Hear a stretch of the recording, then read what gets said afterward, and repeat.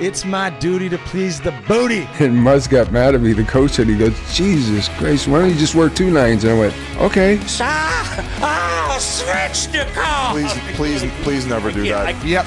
So. Hello, everybody. Welcome to episode 482 of Spittin Chiclets, presented by Pink Whitney from our friends at New Amsterdam Vodka here in the Barstool Sports podcast family. Guys, we're feeling it. 5 days in Toronto. First ever Spittin Chiclets trip. Slobberknocker, All-Star Weekend. Biz, how you feeling, buddy? You know what? That intro was actually better than expected, considering It was horrible and still better than expected. Yeah. Because that's RA right now, guys. That you're in one with him this I was episode. watching Biz's face. But it's you know what? It's the end of a Chiclets trip, right? It's RA being buckled. So here we go. We deal with it. But what a week, you're right. It's been an incredible experience up here. The passion for the fans. And I hate Leafs fans, but goddamn, they're passionate. And all these Chiclets people that have come up to us, come to our show. We have so much to go through. It's been a blast. I'm ready to go home, though. And this All-Star game took over the city. It's been incredible. Yeah. I got here on Monday. Most of the guys rolled in Tuesday. Then we did the pod. But, given the fact that we did get a lot of partying in, we did get a lot of work as well. We have some amazing interviews banked, one of which is coming out today, Glenn Healy. This guy put a quarter in him, and he's doing tons of amazing work for the PA. But we got to start with Wednesday, boys. The alumni. Or the alumni. Here we go. Now I'm fucking. Well, he's done it all, though. He's done it all. We go over that. He's done it all. But we got to start with Wednesday, right? Yep. That was kind of when we got the ball rolling with interviews at Gretzky's basement. Yeah, great stuff. Thanks to jump off Ty, Tristan, Trevor Gretzky, and Wayne. Obviously, the setup they had there. Just this random house, they just set this like Gretzky's basement up, a pop-up shop. They had all the old memorabilia. The way they had all the TV set up was nice. And yeah, we banged out the interviews, and then we went to dinner. What was the name of the place? Vato or something? No, Soto. So it's a famous Italian restaurant here. I want to say the first one burnt down, but every Canadian celebrity, like Drake's always there. I think he's wheeling in. Like every time he's in town, he's at least there once a week, and they keep it pretty private. So, Brendan Shanahan, we've been asking him to come on the podcast for like a couple of years now, and I think what his answer is when we win the Stanley Cup. So I know he's never going to come on. Shut the fuck up. He's coming on soon because we got the mojo going, and he was nice enough to say, hey, you're going to be here for All-Star with the boys, and he's a big RA jock sniffer. So he goes, let's get all the boys over to Soto. So he booked the dinner. We all went there, and then he even had a bigger surprise when we got there. He's made, and he's been buddies for a while with Will Arnett.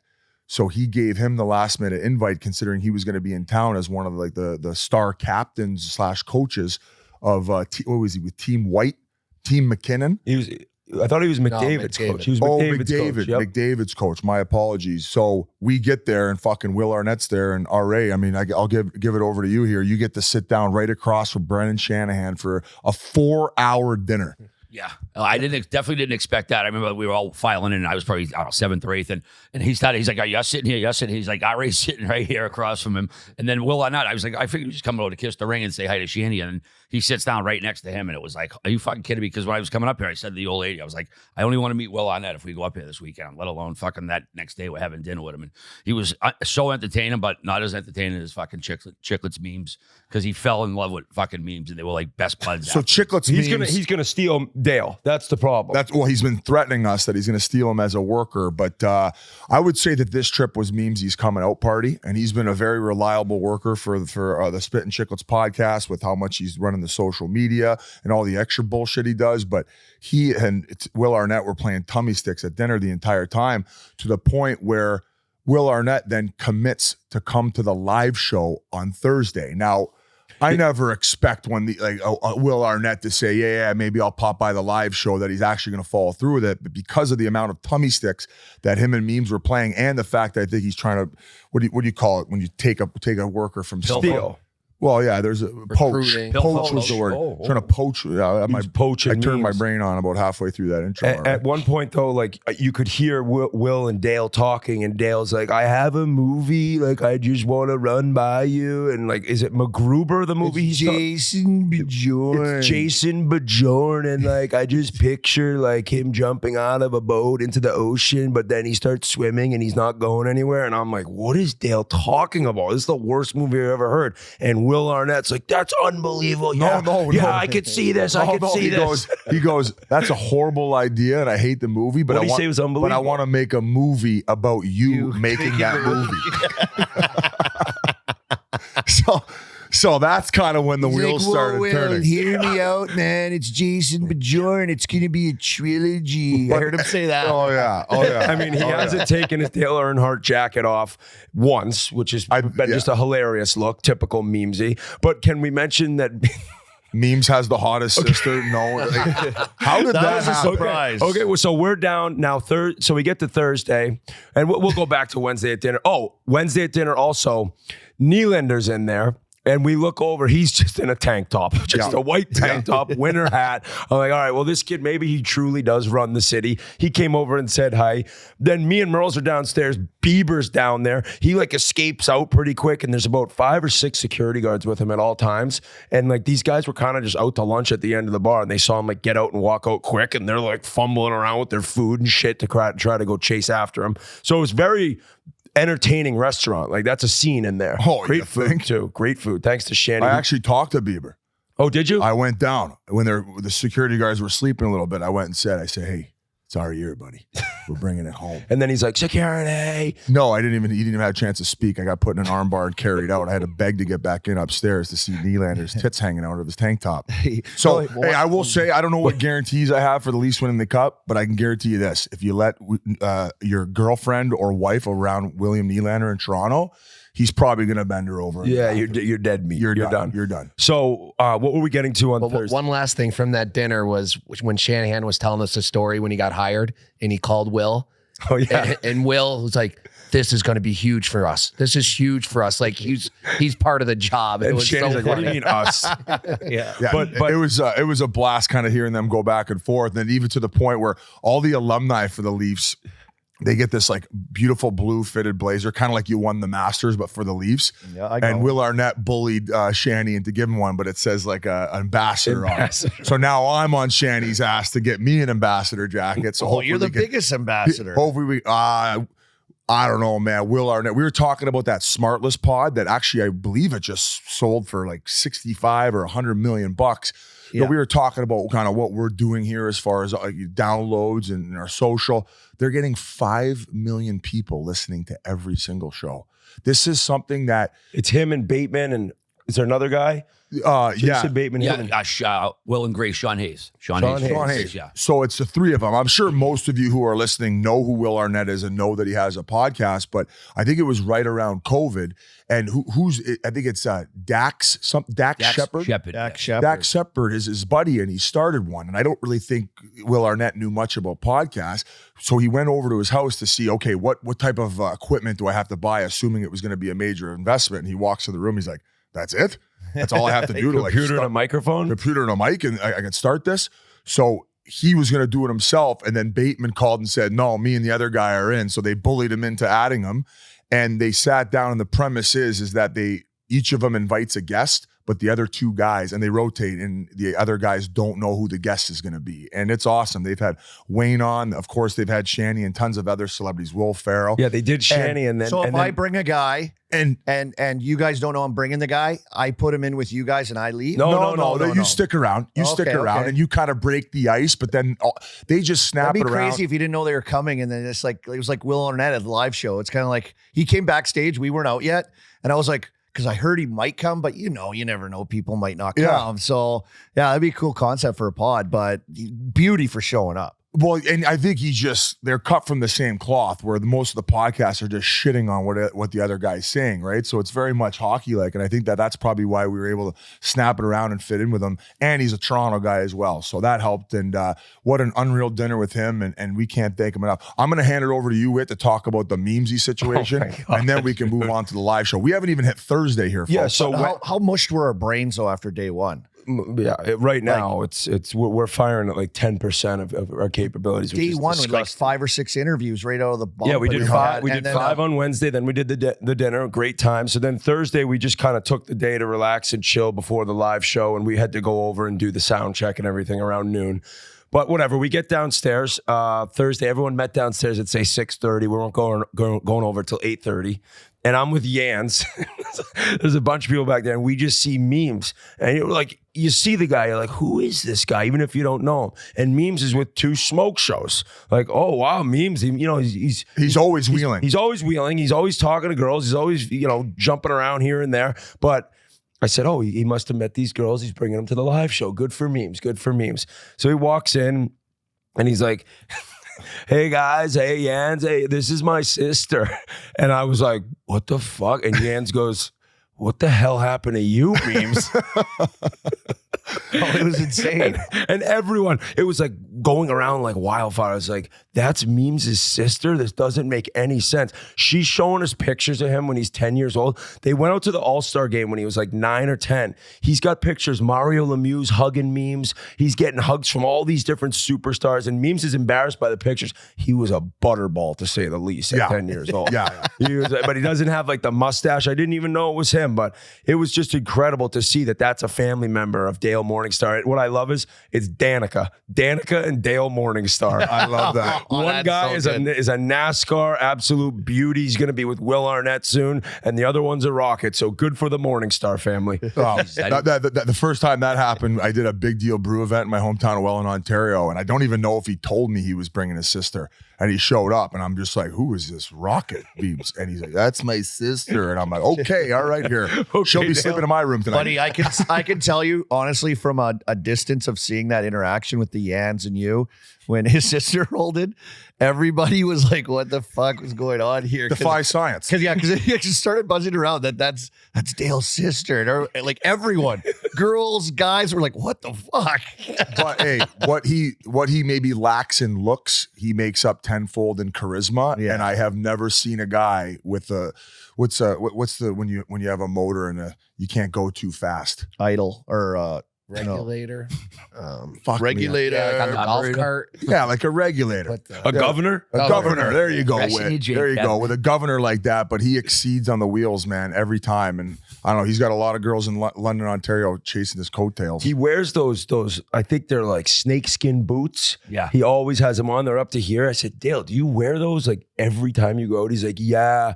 One time me and Rick were out and I just had my normal shoes on and Rick had his boots on and this girl went up to Rick and said, I love your boots. And I just thought, fuck me, man. I'm never not wearing my boots out again. Oh my God. I was like, this guy's a cartoon. I love him to death. I love him. And He's the truth be best told, guy. I think he's got a Coke can cock. So that doesn't hurt when in the ladies category. Okay. One of those guys that just kind Did of... his sister tell you that? Get us a rewrite. Oh, speaking my God. Speaking of sexual acts, how about Gretzky fondling my mom's arms at the Gretzky's basement, dude? Holy shit. I got a new stepdad, folks. My dad, I mean, sometimes you see tweets and you know like that thing's going viral. That's a good tweet. I saw yours. What was it? Just keep your hands to yourself, Wayne, or something. And then I was losing dying. it. You know, he was getting just being so nice and friendly, and all of a sudden Biz comes in. And everyone's like, what the fuck? Wayne's probably like, Jesus Christ, dude. I'm just trying to show up to my legendary basement here. Now I'm getting memed to death with Yolanda. I get this guy out of the TNT seat. What if memes made a thing of like a great Canadian heritage moment? Sometimes I eat too many chocolate bars, Yeah, remember that guy? but they don't know the real me.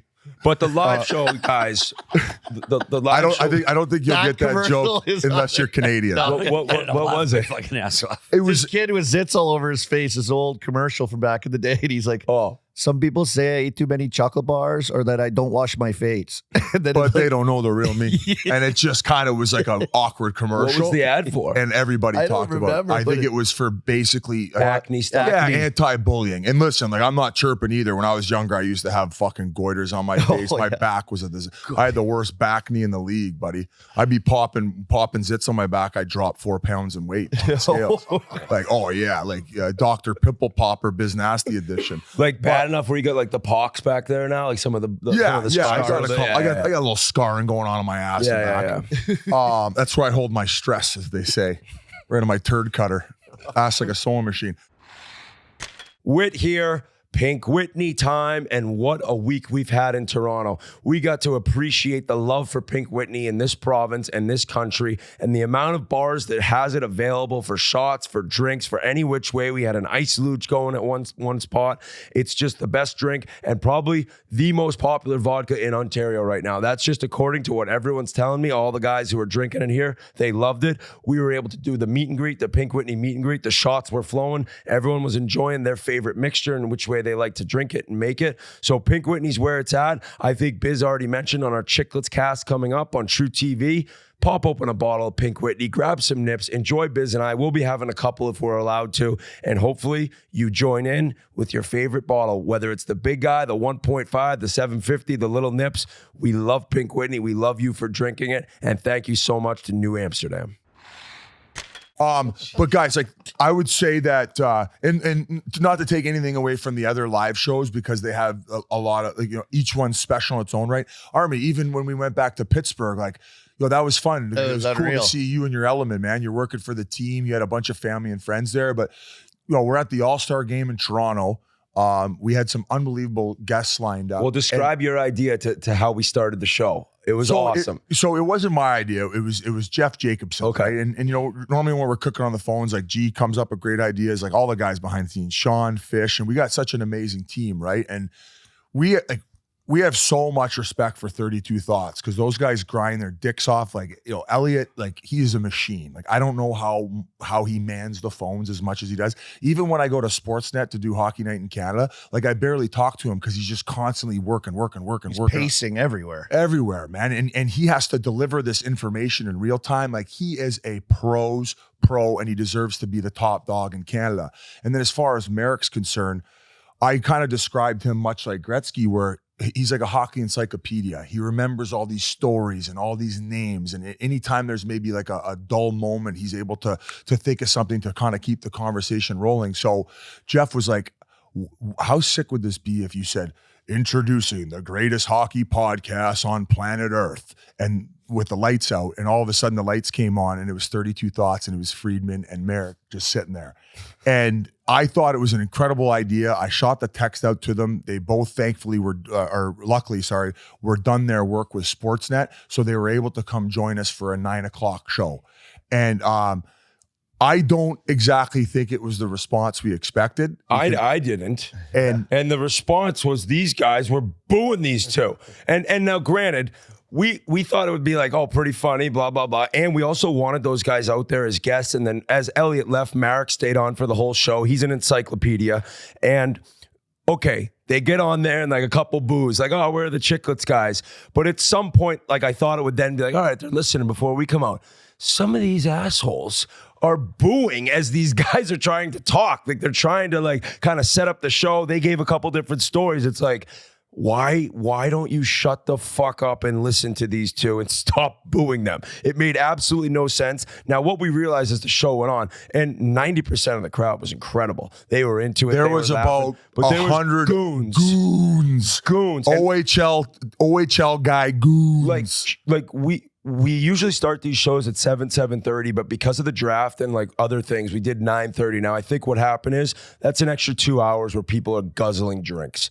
And so people were pretty fucked up when we were on the stage during the show, but it was enough where I think like twice I screamed, shut the fuck up. Like Curtis Joseph's trying to tell a story about Doug Gilmour, and there's a couple clowns yelling like their lines or whatever they think's going to be funny. And we really couldn't even hear each other that well at sometimes. Yeah, probably my only complaint, we can kind of dive into it more, but the way that Elliot and Merrick handled it, they were kind of like teasing back at the crowd and playing into it, just speaks volumes to them and how they can roll the punches and the fact that they're total pros. So I love the intro. They played into it well. They played the heels, and I was just very excited that they could show up. And I couldn't believe you guys. I can't believe like that worked out, that idea that they could come do it. Cause I know, like to your point, they're unreal. Like their podcast is big too. They do a great job, but to like roll it in Chiclets, and them together with the opening, the idea, and then them to even be there was like, I thought it was unbelievable. I thought people would think that would be unbelievable. Yeah. I think, like I said, 90% of the people were amazing. They're just 100 good. And I'll say, like, we obviously thanked everybody after the show, but I was a little disappointed in the 10% of goons that showed up, to the point where moving forward, if people are going to act like that, we're going to have to ask them to leave. Like, it was a level of we get that it's going to be rowdy, but there was a level of disrespect. So a little bit of disappointment, although still the most special show that I've been a part of. Of course, my parents were able to be there and hear my stinky pussy story, which was a good time. But the hits kept on coming, right? So we had Elliot, we had Merrick. Elliot ended up taking off as we introduced, who? Was it Will Arnett who came out first? Came out, yep. And that was done so by Memes, who introduced him with a little body armor segment. So we surprised the crowd. And Will Arnett wasn't even there, and the plan was to introduce him. So Memes had done it, and this is as Will Arnett walked off the elevator on the 6th floor to come out to this live show. So he stayed out for about 15 minutes. Crowd was fucking laughing. Some of them were being dickheads. But RA, what was your feeling on the Arnett stuff? I had no idea. I don't know if you sandbagged me, because I asked you a couple hours before, is he definitely coming? You're like, I doubt it. There's no way he's coming. So I just wrote it off. Too bad. It was great meeting him last night. So then when he came out, I shit my pants, and he sat right next to me. He's just such a fucking hilarious guy. And just to echo what you guys just said about the crowd, you see this a lot more. Just people are donkeys in fucking crowds, and it's usually fucking drunk guys half the time. But just shut the fuck up when you're at a show. You know what I mean? Like, there were a lot of fans also telling the loud ones to shut up. Like, it wasn't just me with the mic. Like, people were like, "Oh, we're trying to listen." Like, so. Yeah, sorry to interrupt you. Well, right. the good news is we didn't have a scrap at the live show. No. Oh, but we did have one the next day at the appearance. But should we finish up on the live show before we get into the Donnybrook at our appearance at King Taps? If you thought that the guy who snuck in and we thought worked for the meet and greet in Lauderdale, if you guys remember that story, that was, I thought, going to be our number one meet and greet story. That was GM Joe. We called him. Yeah, that GM guy's unreal. Yes. Well, no, because the meet and greet on Thursday, maybe on a Friday, maybe the most ridiculous human being and video we have in the history of this podcast. But I mean, the show ended up, we had Yans out after Arnett, right? Yeah. And then was there anyone? Yans was awesome. Will was awesome. Yans was unreal. I think he might have got the biggest pop. I know. Of any they guy. went nuts for bigger Yans. than Will Arnett, even bigger than Cujo. But I mean, Cujo ended up coming out, and Cujo was unreal too. Yeah, Jesus. Cujo stole the show when he got up and just Whitney. crushed a shot of Pink Whitney with nobody asking him to do anything. Cujo might be the biggest undercover beauty known to man. What a he great was guy. gassing Pink Whitney shots on stage, trying to get the crowd. I think he was trying to get to the level of all the hecklers. He was trying to one up them. And He reached that level by the end. But he did tell some incredible Leaf stories that only some of us could hear. And I don't really know what else there was from the live show that we could talk about that was a surprise or a guest. Yeah, I mean, I thought it was a raging success at the end of the day. I mean, the video screen up back, like the block lettering behind us, everything looked great out there. What about you? What about you, Ami? It was amazing. Well, I think that theater was built in That theater's 1914. It's on the 6th floor, like you said, Biz. Like when we went there for the sound check, I was like, oh my God, there's like leaves hanging from the roof, low ceilings. And then there's a second deck, kind of low ceiling, the way it was stretched out. I couldn't believe we were in there. And then I heard some history of that place and what they do in there, how long it's been around. They And used to do the NHL awards in there. yeah, it's just like you feel like you're kind of a rock star when you're doing stuff like that. So the whole team that put all that together, you're right, though. I came in there, I was like, oh, how's this going to look with all these people and potential guests, and everything was kind of up in the air, and they had it laid out, spread out so good. It looked freaking awesome. And like part of the premise going into these things is we don't want it too scripted, but usually every guy has a couple stories. And Army, you're the only guy who on stage other than Cujo who played for the Leafs. Yeah. And you were here during some of the dog days.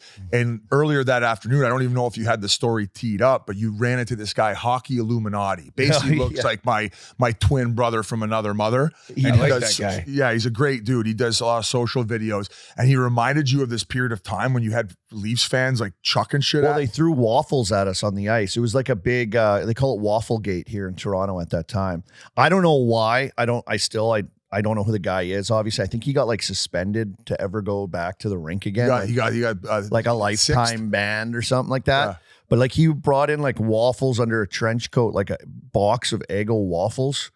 And like for some reason, like just started frisbeeing them on the ice at us. And he connected with you? He like landed on my stick. One hit Frankie Broshman in the back. Like it was crazy. They're flying everywhere, and everyone's like, "What's going on?" No one knew. Wafflegate. It was trip. No, it's kind of the genius. It was the headlines for like the next week and a half here in Toronto, and it's like things weren't going great. And on top of it, we've got Wafflegate. From like a weight frisbee in frozen situation, fire kind of a those nice, smart thing to bring to a game to You chuck could at launch players. them, but like the big thing was like, and I don't know still what it meant.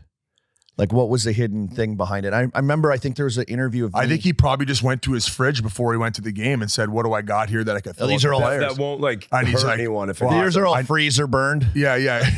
Everyone was like, maybe he works for Eggo. What a brilliant marketing move, because it was like, it took off. It was the talk of the town forever. Kind of like a guy, I think at a Blue Jays game, didn't he throw like a can of beer at someone and they like found video of the guy. They tracked him down, like canceled him, ruined his life, never allowed at a game again.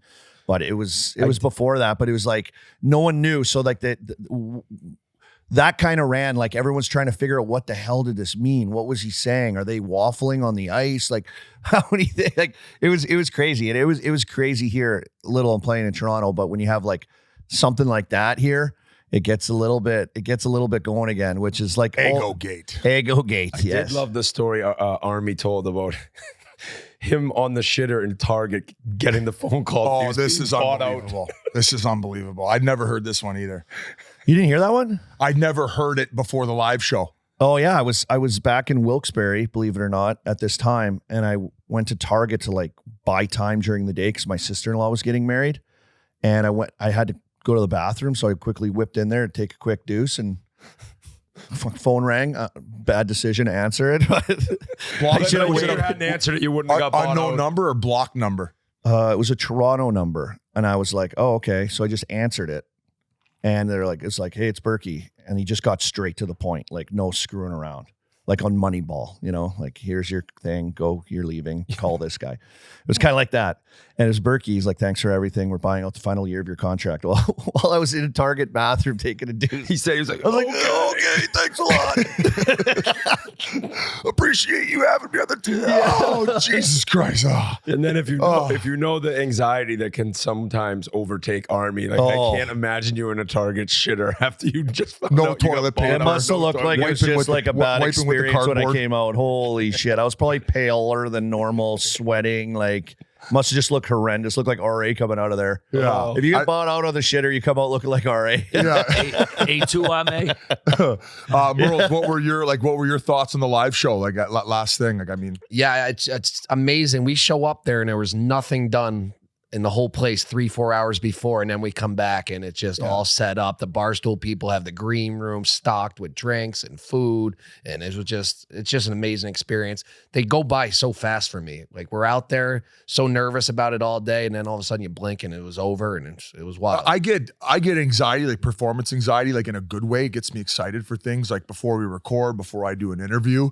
That a live show is a different level. That's probably the most that I experience. But like you said, like once you get out there, and I'll say this, Whit, like that was probably the single sickest performance I've ever seen. You have. were fucking humming. The first 20 minutes, folks, I don't think anyone else said a word, and Whit had this fucking crowd in stitches. Even the people that were being donkeys were shutting up and listening and laughing to everything that you were saying. I did come out like hot out of the gates, and then at one point it was because at that point it was me, you, RA, Marek, and Elliot, and G, and I was kind of thinking like, all right, nobody said a word in 10 minutes. I'm kind of just ranting enough, but then I kind of looked to you. I'm like, all right, you got anything? You're like, keep going. So Yeah, I yeah. just- I was Hell, like, you I were don't even going. know. I mean, I think I was actually a lot more excited for this one because our last one in Boston last year, I don't know, being around like a lot of my family and friends that were in the crowd gave me a little extra kind of nervousness, anxiety. And then here I was like, well, most of these people hate my guts anyways, I kind of thought in terms of my hatred for the Leafs. So I was like, I don't give a shit. So I was like way more confident going into this one. But yeah. the Leafs fans were great at taking your shots, though. The Leafs fans, I couldn't believe it because I was giving it to the Leafs organization. And I thought like there'd be Thanks some for dinner, Shanny. But I thought there'd be some like guys getting pissed, but they actually were laughing pretty hard at my torturing of the Leafs franchise and their fan base. So it was awesome, man. Your rant was electric on that. It was a lot of fun, dude. It was a lot of fun. I felt great after that one. And then like after that, we went over to Marble, buddy. And you had your first- this Peter Gurgis guy. Okay, here we go. Have you guys? God. I don't know if you never heard. Peter Bomb. So as we got in, and now I've always heard about him, but I'd never actually met him. And as we're in there, we probably got there at say like, I don't know, 11:30. And then I just hear somebody like every 5-10 minutes on the mic with a voice like this. He's fucking going nuts. Hey guys. Yeah, and he's just like talking to the entire bar, ripping shots. And then you were like, that's gorgeous. I said, holy shit. So he came over and we were introduced and I was like, what's up, great mean? He's like, you've never fucking met, how the fuck have you never met me, you motherfucker? This is unbelievable. He's like, putting me in a headlock. He's like, let's go over Peter Bombs. We're doing Peter Bombs. And he brings me over. He's like, Peter Bombs with Pink Whitney. I'll make sure it's fucking Pink Whitney in there. And so like the girl brings over 4, but it's just me and him. I'm like, why does he have 4? Why does he have 4? And then like he does one, I do one. He's like, here. I was like, buddy, I don't think so. He's like, shut the fuck up, do it right now. I was like, oh Big my Whitney, God. Peter Bombs. And then he brings like, he has a security guard, this huge guy, dreadlocks, he's the man. And he came over and he's like, follow Whitney around, you're gonna help him out. I'm like, bud, I'm good. He's like, I gotta do what he said. I'm like, no, please leave me alone. He's like, all right. And then as I'm walking away, Gurgis is like, fucking hey, Whit dog. That is Hey, so. this guy. And he was a party boy, dude. Oh, he doesn't sleep 7 nights a week. Party boy. 7 nights. He started back in the day. I think the place was called 100 Days in Vancouver. And that's, I don't know if he's from Vancouver, but that's where he resided at the time. And he just got buddies with all the Canucks players. And anytime he rolled into town, they'd be like, hey, reach out to Gurgie. He's thrown some of the most iconic NHL rookie parties.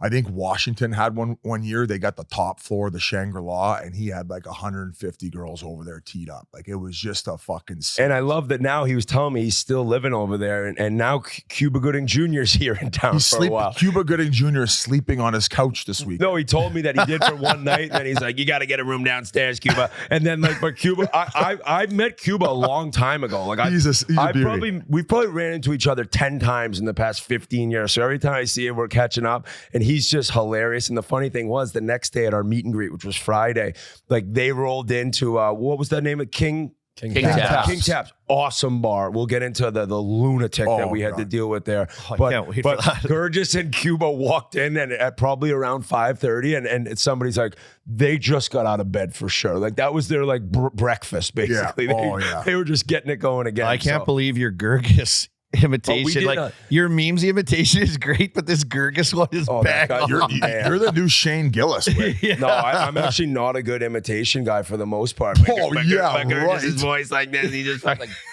Peter Farrell, that Scotty Farrell, the fucking DJ. Yeah. Yeah, I know Scotty. Yeah, that's what he sounds Yeah. like. Yeah. He used to call Kind me. of does, yeah. Hey, I told I'd had a couple girls wet my bed. Did I ever tell the story on the pod? I had a girl Probably. over. I was about to go on a road trip, and I woke up like probably 2 hours before our alarm was supposed to go off. She'd pissed the entire bed, so we slept on like a sliver of it. And I was doing his radio show at the time, and he would call me the pisser. The pisser's coming on today. We got Paul Pissinette. So Scotty Farrell's an OG. I appreciate you're bringing his name He's up. on. I used to call him all the time back in the day on Sirius Radio. did you? Yeah, well before Chiclets. The yeah. pisser's coming on. But the one thing about this Pittsburgh year's trip and the live shows is usually like I'll pick one night on these trips to get after it, and it's fun to do it after the live show. But this live show, because we were trying to pack so much in, we had 3 interviews starting at 10:30 in the morning on Friday morning. So it was a little bit like I'll be useless in these interviews tomorrow if we rip it up, but. We still got up, we got after it, and we banged out 3 interviews 4 I think maybe, before the live show, and before the meet and greet. Yeah, so I think we got Sam Reinhart, we got Sebastian Aho, Vitrano. Vitrano's beautiful. Love that kid. I love that guy. Yeah, and then Tux. Darcy Oh, Tucker, he was famous great. Leaf. So I that think was we did 11 interviews here, which is great. and another thing too, we've kind of glanced over Othership. Oh my So God. because we had such a heavy workload, actually Dana White about a week or 2 ago when the UFC was here gave a glaring endorsement for a place. It's like a sauna, cold tub retreat where you can go. You can either take classes where there's like there's a free flow where you can just kind of go at your own pace, or you're kind of dunking in for 30 seconds. And I've been a guy who's started doing all these cold tubs. With you the same. You got the setup in your I basement. got the infrared sauna and the cold tub next to it, and I've made it a daily routine in the morning. And it actually, some people like chirp all this stuff and say it's all mental. I don't know. I feel way better. It's the dopamine kick that you get, which apparently, like, there's a lot of science behind it. But basically, we were hurting all these mornings, at least exhausted. You go over 20 minutes in the sauna, 4 or 5 minutes in the cold tub. The cold tub, I think it was 30 degrees, 32 degrees maybe. Yeah. And then right back into the sauna, do that again, back in the cold tub, finish. And every time we did it, we were buzzing after. And, oh, God, I saw my... oh, my God. I saw my future ex-wife there. I've seen her twice. I didn't have the balls. You got to respect people's space, especially when they're in a place like that. I didn't end up giving her my number. I did say hello to her. She's from Oakville. Can I go through how you said hello? If she hears this, please contact. So Posh, Biz was like, I think I got to get in touch with the owner of the other ship and just try to hack into the database to find out like who this woman is. But so Posh and I are dressed and we're just like standing like kind of near the lockers waiting for Biz to get dressed because you were coming out a little later. And this woman entered, very attractive woman. She walked by me and Pasha, and we were just like, Jesus, like that's a beautiful woman. And she goes down to the end, and now Biz walks by. So Biz doesn't see me and Pasha like as of now. He walks by and like sees this girl and just looks and sees us, and he's like, holy shit, pointing. I'm like, oh my God, what's he gonna do? And all of a sudden he's getting his gear and he's like, hey, how you doing? Did I see you here the other day? And she seemed very friendly to you. You had a little like good rapport, but you chickened out at the end a little bit. I bitched out. Like I said, in a setting like that, like if I'm in like a library and a girl's studying, doing work, not saying I would ever be in a library. I'm just trying to what is he talking about? I'm just trying to give an example. Is there a club called the library? I'm just trying to give you an example. You try to just be respectful. So I wrote my number on her shoe, the sole of her shoe, with a Sharpie. No way. No, I didn't. I'm fucking with you. Hey, but I'm fucking with you. It was the insult. The rest of the week, but I was sitting eating lunch with him at one point, and he's just shaking his head. He's like, fuck.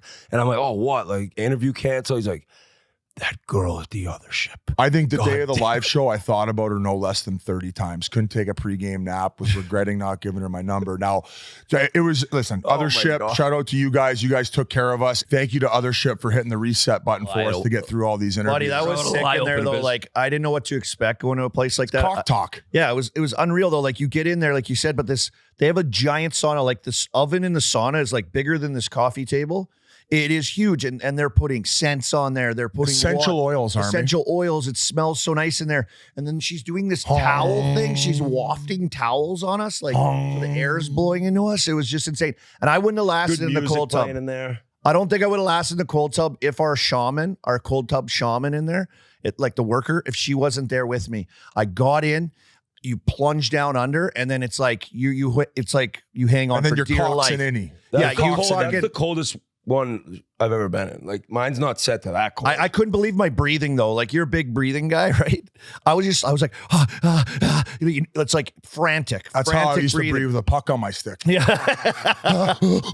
And she was standing beside me, though. She was like, breathe in, breathe out. Oh, she helped you through it. She got me through like the first like 30 seconds. That's insane. And then I told her when I got out the first time, like, and then I got in the second time, I felt more comfortable. She was there again.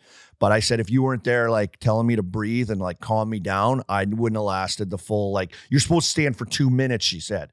At max. If you're doing a bachelor party to Toronto, you should book one of these probably like 11, 12 o'clock every single day. Yes. And just get the fucking poison out. It was a great way to start the day, honestly. It was so fun getting the boys together. Nice cutters and get out of there. So shout out to Other Ship. They got 2 locations in Toronto. I think they're expanding. Fuck, I hope they're taking investors, dude, because I'd invest in that in 2 seconds.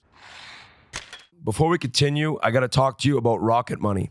Do you ever feel like money is just flying out of your account and you have no idea where it's going? Well, I know. It's all of those subscriptions. Think about it. Between streaming services, fitness apps, delivery services, parenting apps, it's endless.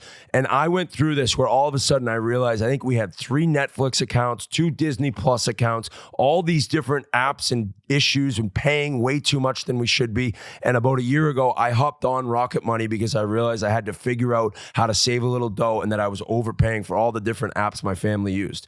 Rocket Money is a personal finance app that finds and cancels your unwanted subscriptions, monitors your spending, and helps lower your bills. I can see all of my subscriptions in one place, and if I see something I don't want, I can cancel it with just a tap. I never have to get on the phone with customer service. They'll even try to get you a refund for the last couple of months of wasted money and negotiate to lower your bills for you by up to 20%. All you have to do is take a picture of your bill, and Rocket Money takes care of the rest. Rocket Money has over 5 million users and has helped save its memberships an average of $720 a year, with over 500 million in canceled subscriptions. Stop wasting money on things you don't use. Cancel your unwanted subscriptions by going to rocketmoney.com/chiclets. That's rocketmoney.com/chiclets. And I'll tell you this, I got on this and you won't believe how easy it is, because you just easily go online, you click what you don't want. It also sends you anytime your card gets charged, any bill you have paid, they can set up, and it's so easy to use. The app and its website is perfect. So rocketmoney.com/chiclets, save some money now. So what the fuck happened at King Taps? I missed whatever this is. Okay, so after all these interviews, there was That a place was quick a gong bite to show. eat, and it was off to our Pink Whitney appearance at King Taps. I think this place held what? 6,000 people. Yeah, it felt like a Costco in there. That's a sick bar. And It so is. we all kind of Great divided and conquered, because there was a lot of fans there to take pictures with. And I guess I'll start off because I saw the goon first. And there was a line by the entranceway, and I had the Pink Whitney backdrop, and everybody's being friendly. You shake their hand, hey, come in for a picture. You know, they say, you know, whether they listen to the pod, what their favorite interview was, quick interaction. Now, you know, normally when you see guys and you see when they got the squirrely eyes, they're a little too gooned up, and you're just hoping the interaction goes by smoothly. So he hands his phone off to the security guard. He takes a quick picture. I think we're off and done. And no, he grabs me with his phone, and then he says, selfie. And I said, okay. So I snuggle in with him, and I said, he takes the picture. I said, all right, great, man. And I try to go away, and he goes, no, another one. And he fucking, dude, this guy. I think without other ship, you might have possibly had the I might have wires snapped. crossed. He would have been going. You were very good in keeping your cool. He made me he made me his bitch. And I accepted it for another selfie. And then after that, he tried to do it again and bring me closer. And then that's when I got the separation. The bodyguard stepped in, and then that was it. So we keep going through the line. Everything's good now. My heart rate's back down. I don't want to tee off on a fan's face. And about 10 minutes later, all of a sudden, melee ensues. Okay? You see a ruckus going on. A ruckus. Some fans or somebody is going toe to toe over whatever, for whatever reason. We've never had a fight at one of these either. I've been scrap. bragging about it, I know. about the crowds and the things I've been to with you guys, and I've been amazed at how nice everyone is and how nothing's ever happened. It wasn't crazy, Until and we I met was Wendell right there Clark. for this thing too. So there was a like a hedge thing inside that was, because it was an outdoor patio that was covered because it's wintertime. So I didn't see who was getting in the scuffle. Well, about 10 minutes goes by because I continue taking pictures of people. I said, what the fuck is going on over there? There's a crowd, and now it looks as about 4 bouncers are on top of a guy. And usually you see those end within 20 seconds, right? But it was long enough where you're like, I have to stop this meet and greet and see, how is this not ended yet? So I peer over the bush, and who is it? The fucking selfie goon going at it with 4 fucking bouncers like they're trying to wrangle an alligator. They couldn't wrangle. They're trying to wrangle an alligator and couldn't get him pinned down. They couldn't. And I'll leave it over to you to finish the rest of the story. Okay. And you people will see this on the Spittin Chiclets vlog on our YouTube channel, along with all the other chaos that ensued. But this took the cake. So I'm on the second floor, so I didn't even know this was going on, because as you said, we just all separated so people could, whatever, like meet us in different spots. And as we finish and we're walking over to the skills, like, you guys are all just like talking nuts. Oh my God, that guy, that fight. I was like, what happened? What happened? And Pasha, thank God for Pasha. He's like, you want to see? He had the whole thing on video. So after about 10 minutes of this dude like being unable to be tamed by these 4 They're bouncers. punching him. They're fucking. Oh, so Pasha goes over with the camera, and he's down there and he's videoing this guy. This guy is going absolutely bananas. He has video of the guy who at this right point there. is on his back. Okay, so if you're listening, not watching on YouTube, he's on his back, but like up like this, and Pasha's back here. And he makes eye contact And he with makes him. eye contact. Now, mind you, at this point in the clip, he makes eye contact with Pasha as one of the bouncers is just chucking bombs into his ribs. Another guy has his knee on his neck, but you can't stop this dude. Like, he must have been on some of RA's extracurriculars, because he was like Bob Probert in a fight back in the NHL. So he looks up as he's getting pounded on and goes, Pasha, I love you. And you could hear Pasha laughing as he's videoing. So he's taking knees, punches, and he's just screaming, Pasha. And then all of a sudden it turns into, he's like, go Leafs, go Leafs. Oh, Buddy, I was right there with Pasha when it happened. I was there. there. Pasha, Oh, you were watching this live? I was live. I was looking at his face right here with Pasha. Pasha's smile was so big. It was amazing. He had his camera right down in there. And the guy, yeah, he was doing that. At one point, though, they're trying to like, you know how they try to like finagle your arms to like restrain you? Yeah. He got like free one of his little hands and he got it up and he's like, Pasha, he's trying to give him a high five. And they're trying to grab his arms and he's like slipping out of it. At one point, Pasha reaches his hand. And No, he didn't. Posh, you can't be supporting that guy. no, the guy, I was right, his head was right at my feet. Pasha's camera was right my in his God. face. It was kind of half under a table, just on the floor. And there was like 4 guys, security guys, corralling this guy. He looked kind of weirdly calm in this situation. And he looked like, Oh, he was like totally. But he Buddy, went when he 10 saw- minutes, maybe 15, Yeah. and he wasn't gassed. And No. and I'm not criticizing the Leafs, but if they had half as much fight as this guy did, I think Shanny needs to find out who this guy is. They need to put the fucking the video on CTV, whatever Canadian networks they can in order to get in touch with him. He needs to be the net front presence for the Toronto Maple Leafs. The best Because there's no way they ain't fucking his bringing hand home coming more. out, buddy. Like, And the best part was like he as I'm being told the story, like I'm listening to you guys, but You think we're exaggerating? Yeah, a little bit, but then to have it all on video and like perfectly hear it was like Pasha mic'd him up before it happened too. I mean, you could hear it to absolute perfection. And watching it, we have to drop it. Apparently, as we left, we're like, yeah, we can't put that out there. Like, I'm like, Well, buddy, this I isn't- don't no, we're putting that out there. Well, first of all, this isn't King Tap's fault. It's not like they overserved him there. This guy came goomed up, and shout out to the 4 bouncers that try to take this guy down. Eventually, they hit him with a tranquilizer dart, which got him calmed down, and that way they could wrangle him up and carry him out. But just that was a crazy appearance. that was the craziest of crazies, and that just kind of sums up the whole weekend. And that's why people were being goons at the live show. That's why this guy was being a goon at the appearance. All-Star just kind of had people in their feelings and ready for a Leafs Cup run. So shout out to King Tap, shout out to Pink Whitney and everybody who made that a possibility. And even some of the fans who showed up and didn't get a picture. That's just like how many fucking people were there. It was insane. And also, to go back to that guy, there was definitely a little more aggression, I think, with dudes. Like, you know, you take a picture, you talk to them, it's two minutes, and like, excuse me 1 second. I'm like, oh, you're fucking too cool now. So I was like, buddy, I just talked to you for 10 minutes. It happened when I was with Memes. This kid, he's like, he stops, like, oh, all right. I was like, buddy, walk and talk with me. I'm getting in my Uber right now. Like, we were leaving. It was fucking 12:30. And he just kept stopping, like a stunned look on his face. I'm like, buddy, if you want a picture, you got to fucking keep moving. So he fucking did keep moving. Memes gets in the car, I get in the back seat, and Memes' sister and her friend. He opens the fucking door where Memes' sister is. I was like, what's up? I goes, buddy, you want to shake my hand? Here you go. Thank you. He won't shut the fucking door. Now the fucking red light turns to green and we got to go. I was like, buddy, shut the door. He said, no. He's like, I own this fucking town. My grandfather fucking invented this piece of equipment. Like rattled off. And buddy, if you're hearing this right now, you were a fucking donkey and you fucking lucky you didn't get fucking run over that night. Oh, buddy. He was I like- walked to the skills with you, RA. Crazy, because you were like, we just left that appearance. Yeah. And we were walking down to the rink to go to skills, and RA was fucking on edge because he's like, yeah, because it was chaos in there. It was shocker. overwhelming. It was overwhelming in there. Not RA. Oh, no, but he's like, oh, fucking, he was like, Okay, you know what? No, but he lost his phone. RA lost his phone. Oh, okay, there. shocker. I mean, He's, here's my surprise face. Oh, wait a minute over there, Johnny Appleseed. You flushed your phone 17 times. One time. Mo, It happened to be last All-Star game. Speaking of goons, and we're on the RA topic, we got to talk about the game, the day of the All-Star games, and what happened when we went down to see Talk.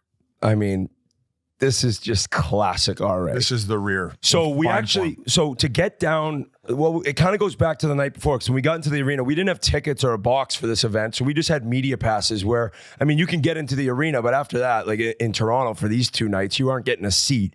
And so Biz had found Gretzky on the skills night and he got down to the locker room through Wayne with Pasha. So that was good because you were able to go down there and see everyone. But Merles and I had started way up in like the, what's it called, up top? Nosebleeds. Yeah, like above the nosebleeds. Finally, I'm like, let's just go. standing room only area. Let's go down to the concourse. And we basically did another meet and greet because we just took another 1,000 pictures, but it was fun because there was a ton of hockey guys down there and we were hanging. So the next day for the All-Star game, we kind of didn't know what to do. And we also didn't have Wayne to get us down to the locker room where you needed a pass to get down there. So sure as shit, we're kind of figuring out what to do. And some guy comes up to Biz and he's like, can I get a picture? And he was working there, an MLSE thing, tag on. He's like, can I get a picture? He's like, yeah, sure. He takes a picture with him. Then the guy's like, what are you guys doing, Biz? He's like, we're trying to go down the locker room. He's like, oh, I got you. He was the nicest we could guy. have met a better guy though. He could go anywhere. I don't know what his job title is, but yeah, we dialed. thanked him. I forget his name, but So he drags. We have 9 people, and all of a sudden we're down in the locker room and we're able to go see talk. So it's perfect. But we don't have RA. We don't know where RA is, but we figured we'll just meet him at the game or something. So as we get down into the Leafs locker room where the 2 teams were waiting, we're going to the coaches' room where it's Monty and Talk. We're going to catch up with them. And you said the 2 teams are waiting because listen. Two not playing. So they're just in the lounge chilling, they're watching the other game. They're watching the game. It was Matthews' team was the next game, and I don't know the other team, like Brady Kachuk's team. I don't think RA does either. Well, so we walked, and right before the coach's room, there was kind of a curtain hanging over that was just open slightly, and I looked in, and you could see it was just all the guys full gear watching the game. Some guys on their phone, but they weren't really talking. It was quiet. I was like, oh, that's where they're waiting. That'd be a great room to get in if we possibly could, but we're not allowed in there. So we're talking to Talk, and we're talking to Monty. We're having a great time catching up, and all of a sudden, Dave Keon Jr., it's the legend Dave Keon's son, who's been working with the league and the Leafs for I think 30 years. I mean, this guy, he took me and the draft prospects around at the Stanley Cup final. That's when I originally met him 23 years ago or whatever. So I've known him for a long time, but he comes in, he's got a look on his face. He's like, hey, Biz, your buddy, he's with the players right now. I just had to boot him out. And he's kind of like, he's a funny bastard, but there was tone like, you can't be in there. Like, that's not the play. Oh. And we're like, RA? And he's like, yeah, the RA guy. I'm like, holy shit. The RA guy. Holy shit. So, Pasha, what's the text? Because I get a text from Keith Yandel. Let's bring Pasha to come to sit down. You can have my mic. I get a text from Keith Yandel that says, look at this text from Trocheck. Trocheck was on one of the teams that was waiting to play. He was in the room. Fuck, I gotta find this. Well, Pasha, you have one with Matthews. The Matthews one's great. I text Matthews. I go, ha, ha, ha. Heard RA just snuck in the room, ate shit, then offered you a beer.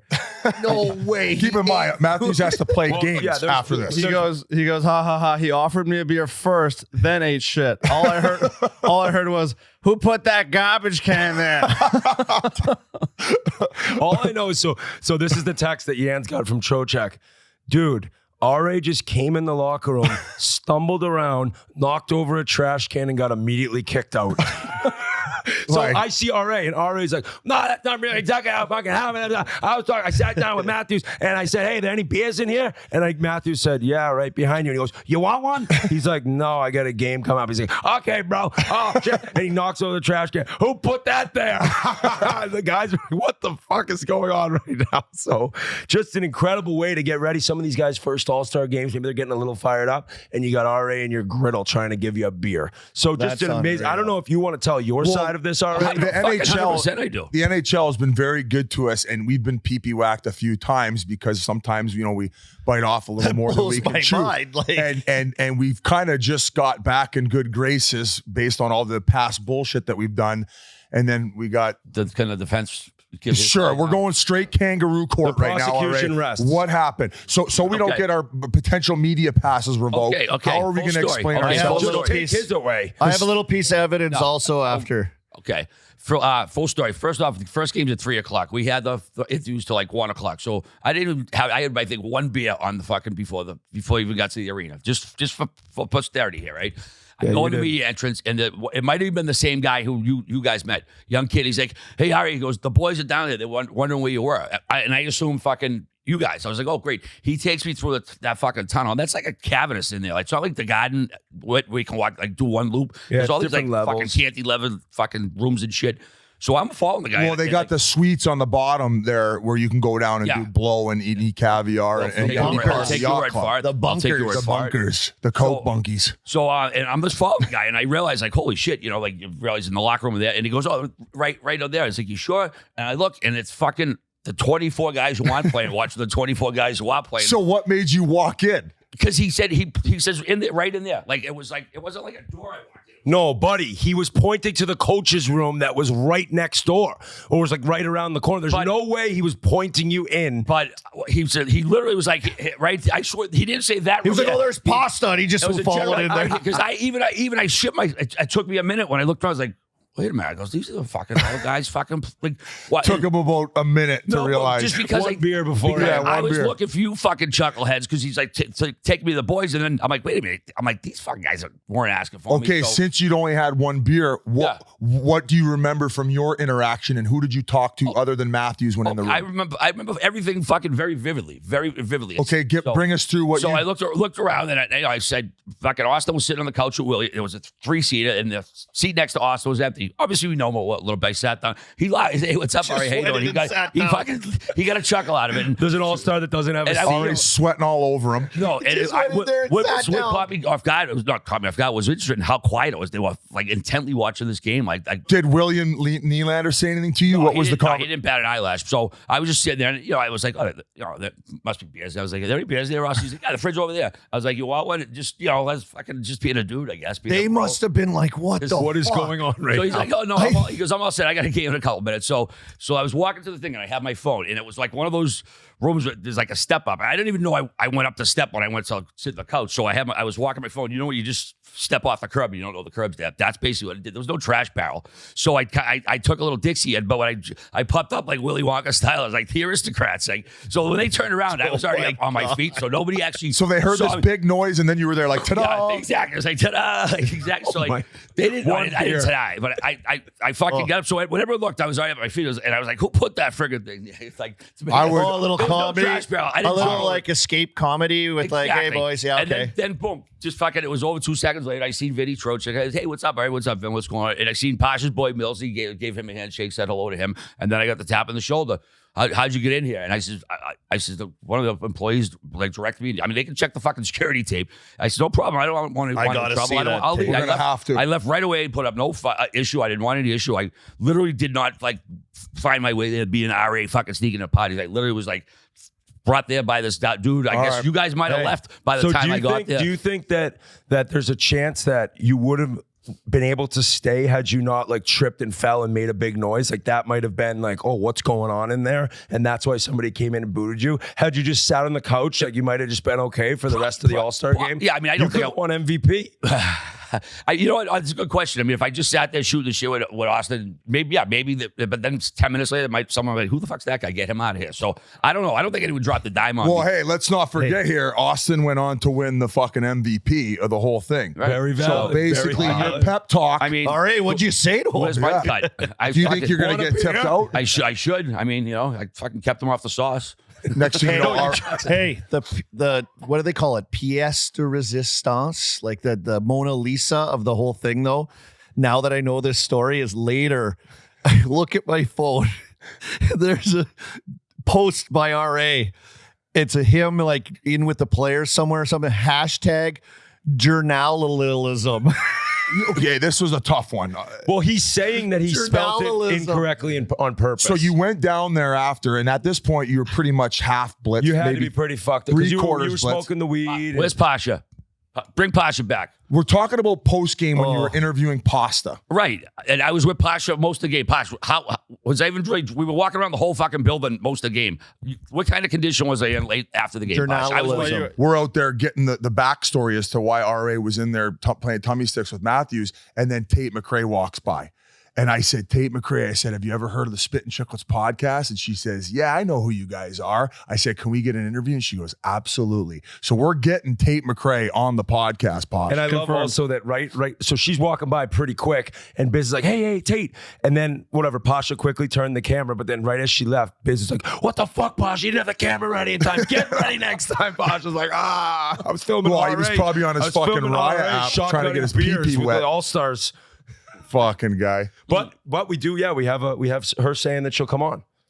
Also, back to Pasta after the game. I want to try to get a couple of, interviews or whatever. He's the only Bruin that was down there. So I was supposed to be there. Just to clarify, this is the media area we had the passes for, so it wasn't trespassed anywhere. No. And it was nice because I was thinking of something to ask. I mean, it's the All-Star game. It's kind of like can shit. And I remember he's, I had a single mom when I was a kid too, and how tough it could be. And I just thought it'd be a nice thing to ask. And he gave like a real heartwarming answer. I was really glad I went down and talked to him. Good job. So now we get to the so you're the journalist of the pod. You've mentioned many times journalism major.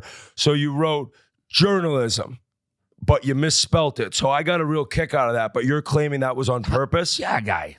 100%. It was Why would you Because- spell that? You posted something of the. I figured it was a Simpsons joke. it was a riff of a Simpsons joke. That's so good. No, It actually it's I figured that when I saw it. It was like, remember when he gets a free trampoline? He's like, oh my God, free trampoline. So I was like, I just fucking journalism. I added 3 letters. That was the joke Journalism. that I misspelled journalism because the fucking, that was the whole fucking point. I was being ironic and I went over fucking a few heads apparently. Yeah, no, you pissed Because people how off. often do I put hashtag journalism in a fucking thing? You know? Maybe I when agree. I don't know. Maybe Either when way. you're actually being a journalist, No, asking no. some solid questions. So fair enough. Fair enough. I believe you. I like to, state my side. No, but it was good to see Pasta, and then that's why I lingered after the game. Then I didn't even see anybody afterwards. I met him with that fucking nut Corson. Fucking, he's fucking bananas. Shane Corson? Shane's son. No, his son. Oh. They took me. It was like some house party. It was fucking raging, dude. It was like a condo building, and there was one giant room. It was fucking the whole. They call building that a was thumping. penthouse, all right? Well, When it it was- takes over a whole floor. Only the top floor though. Yeah. No, this wasn't the top floor. Oh, it wasn't, eh? It was a big Yeah, sprawling. dude, it was like if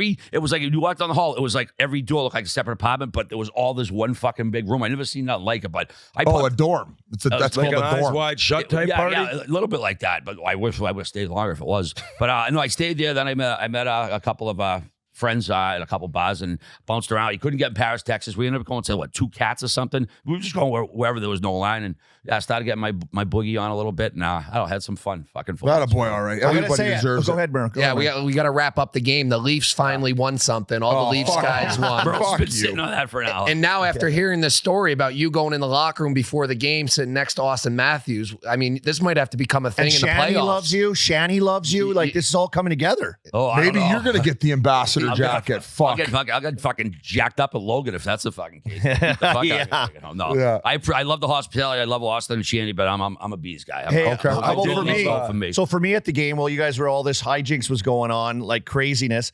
Kenny Reed, our friend, works at Sportsnet. Great guy from like Halifax area. Invited me and Apuzzo and Fish up. He's like, I can get you up here in this like suite. I'm here with my dad and my kids. Gets us up there. Then he's like, hey, come over here. We're going to introduce you to my buddy. So he brings us over. The Edge, the wrestler, WWE, Yeah. 2-time Royal Rumble champ, big Leaf He's a guy, monster, right? 6'6", like fantastic person. And we got to hang out with him, got a couple pictures and stuff. Like just It was love- star-studded. Yeah, I mean, star-studded everyone affair. was there, and like I don't know how many people I walked by in the hallway. Tessa Virtue, Olympic gold medalist, figure skating dance partner. Yeah, it was so cool being up there. But Edge is such a diehard Leaf fan, so to have the All-Star game there and then run into him, and I had a great chat with him, with Kenny. So yeah, it was cool roaming where I was Yeah. roaming up above in those areas a little bit too, seeing some of those. What'd you guys think Hold of? on, I got a kick out of so first game of the All-Star game day was McKinnon versus McDavid, right? So Merle's a true gambler, right? Like, he hasn't said a word to anyone. We don't know his action. I figured he'd bet, but I hadn't even talked to him. So we're in a box at this point. We're talking to Dave Gagne. Doug Gilmore was in there, just catching up with a bunch of different people. And everyone's kind of chatting, but I see Merle's, and now we're in this back of the box. So he's squatting down. He's just watching the big screen because we couldn't get up front to watch the actual ice. And it's 3-1 with 30 seconds left. And all of a sudden, Will Arnett's the coach. They pull the goalie and they get one. And he's like, fuck. And I'm like, oh, what? I'm like, what? He's like, I got McDavid here. I got Team McKinnon here. I got Team McKinnon here. And he's like, this is not good. This is not good. All of a sudden, 4 seconds left. Their goalie's still pulled. He ties up again. Merle's like, motherfucker, $2,000 swing. God damn it. Jesus Christ. So I didn't even know. Like, he's the only guy in this building, like, watching the game, or at least in the box. You area. put $1,000 on a fucking All-Star. 3-1 with 30 seconds left, and he lost. No, I had my first bet in like the whole day. I had that in there, and I kind of like forgot about it. And when the game started, I'm like, oh, I need action on this. And I went on the live and I did another bet on it. Like I wasn't really thinking. We were just roaming around. So then all of a sudden I'm like, oh shit, I got 2 units on this thing. And as soon as it goes to the shootout, I stopped watching at that point. He goes, it's Oh over. my God. I "You have wish a I could great see him. roster." He goes, nope, it's over. And he didn't even watch the shootout. No. Lost. What'd you guys make of the skills competition? I love how they started with fastest skater to get the energy high. Felt that the passing one took a lot of That was steam so out of it. long. Well, Kucherov loved it. Well, yeah, Kucherov was on the same shit as Bublé. Michael Bublé was doing some macro dosing before his press conference of the draft. And that was on Thursday, and then which led into some insane podium clips. And then Kucherov must have been doing the same stuff because he was going 3 miles an hour. As slow as humanly His give possible. a fuck meter couldn't have been lower. It was below my shoes. He was That's just how getting low it was. booed all weekend too. Like he was getting, He loved it, and he though. was like waving them on. Yeah, it was great. That's- But that passing one, you're right. I feel like it was good. I like the changes. It was kind of fun. I Yep. like the celebrities there. Gave it some spice and some energy, especially that they all had awesome personalities and were fun to see. But the passing one, yeah, it just kind of dragged, and I felt like the energy was pumping, and then that one was just kind of like, Yeah. I don't know if they could figure It's out a too way long. to. Yeah, they got to make the turnover between events a Yeah. little faster. But overall, I love how they try to reinvent it to some degree. $1 million cash prize, how it had more eyeballs on it, and of course McDusty takes it down. He thought of probably all the skills, takes it down, and I'm shocked that he didn't even end up winning the MVP of the actual game. The 3-on-3. When you said Bublé's name, I just remembered he was in the room as well. I said, "What's up to Boobs in the room?" I was like, "Boobs, what's up?" Yeah, he's a coach, though. Yeah. I wasn't implying he wasn't. yeah. He's like, I don't need any more mushrooms. Shout out to the L Dog. He's the guy who helped me and Pasha find our way around the arena because it is a little tricky. L Dog. Too. Yeah. Okay, here we go. One Any last more note. shout outs, all right? Yeah, one Mr. Coleman, who I met at the meet and greet, gave me a fucking Cam Neely rookie card. Imagine that. Like only in Canada do you go to a bar and a fucking person gives you a Cam Neely rookie card. So just want to show them. There you go. That's paying the mortgage. I this got month. one question for you guys. I know I wasn't in on all the interviews, so we're all hanging out in these rooms all week, and we're stuffed in there. There's guys coming in and out, yelling, screaming. I'm trying to keep people quiet, and it's just chaos up there. On the last day, you guys finally take me out back, and there's a full Wayne Gretzky 99 bar back there. Merles Did you guys was hide losing that it. from me on purpose He all was week? losing I had no clue that was there. This has been out here the whole time. Yeah, that's where I was going to smoke my dope, so I knew about it the entire time. They had the 99 wine, the 99 Yeah. whiskeys, full bartenders, cocktails. and I know we part of the basement. I know. I had no clue. No, nobody told me. I think they were trying to keep me in. Game notes guys had no clue. So I know we already mentioned it, but the pop-up that they put on and how quickly they did it, I believe that they're going to bring Gretzky's basement on the road now moving forward too. So every marquee event the NHL has, they're going to bring Wayne's memorabilia. They're going to have a little merch pop-up. And it was such a homey feel. It wasn't a factory in there. It wasn't too busy. Everybody was respectful. And I mean, since we're on the Wayne topic, how cool is it walking around an NHL building with him? I wasn't there with you on Friday night, but I can imagine, like, talk about not being able to take one step without just being Tell me hounded. about that, Biz, because you hang out with him in a studio,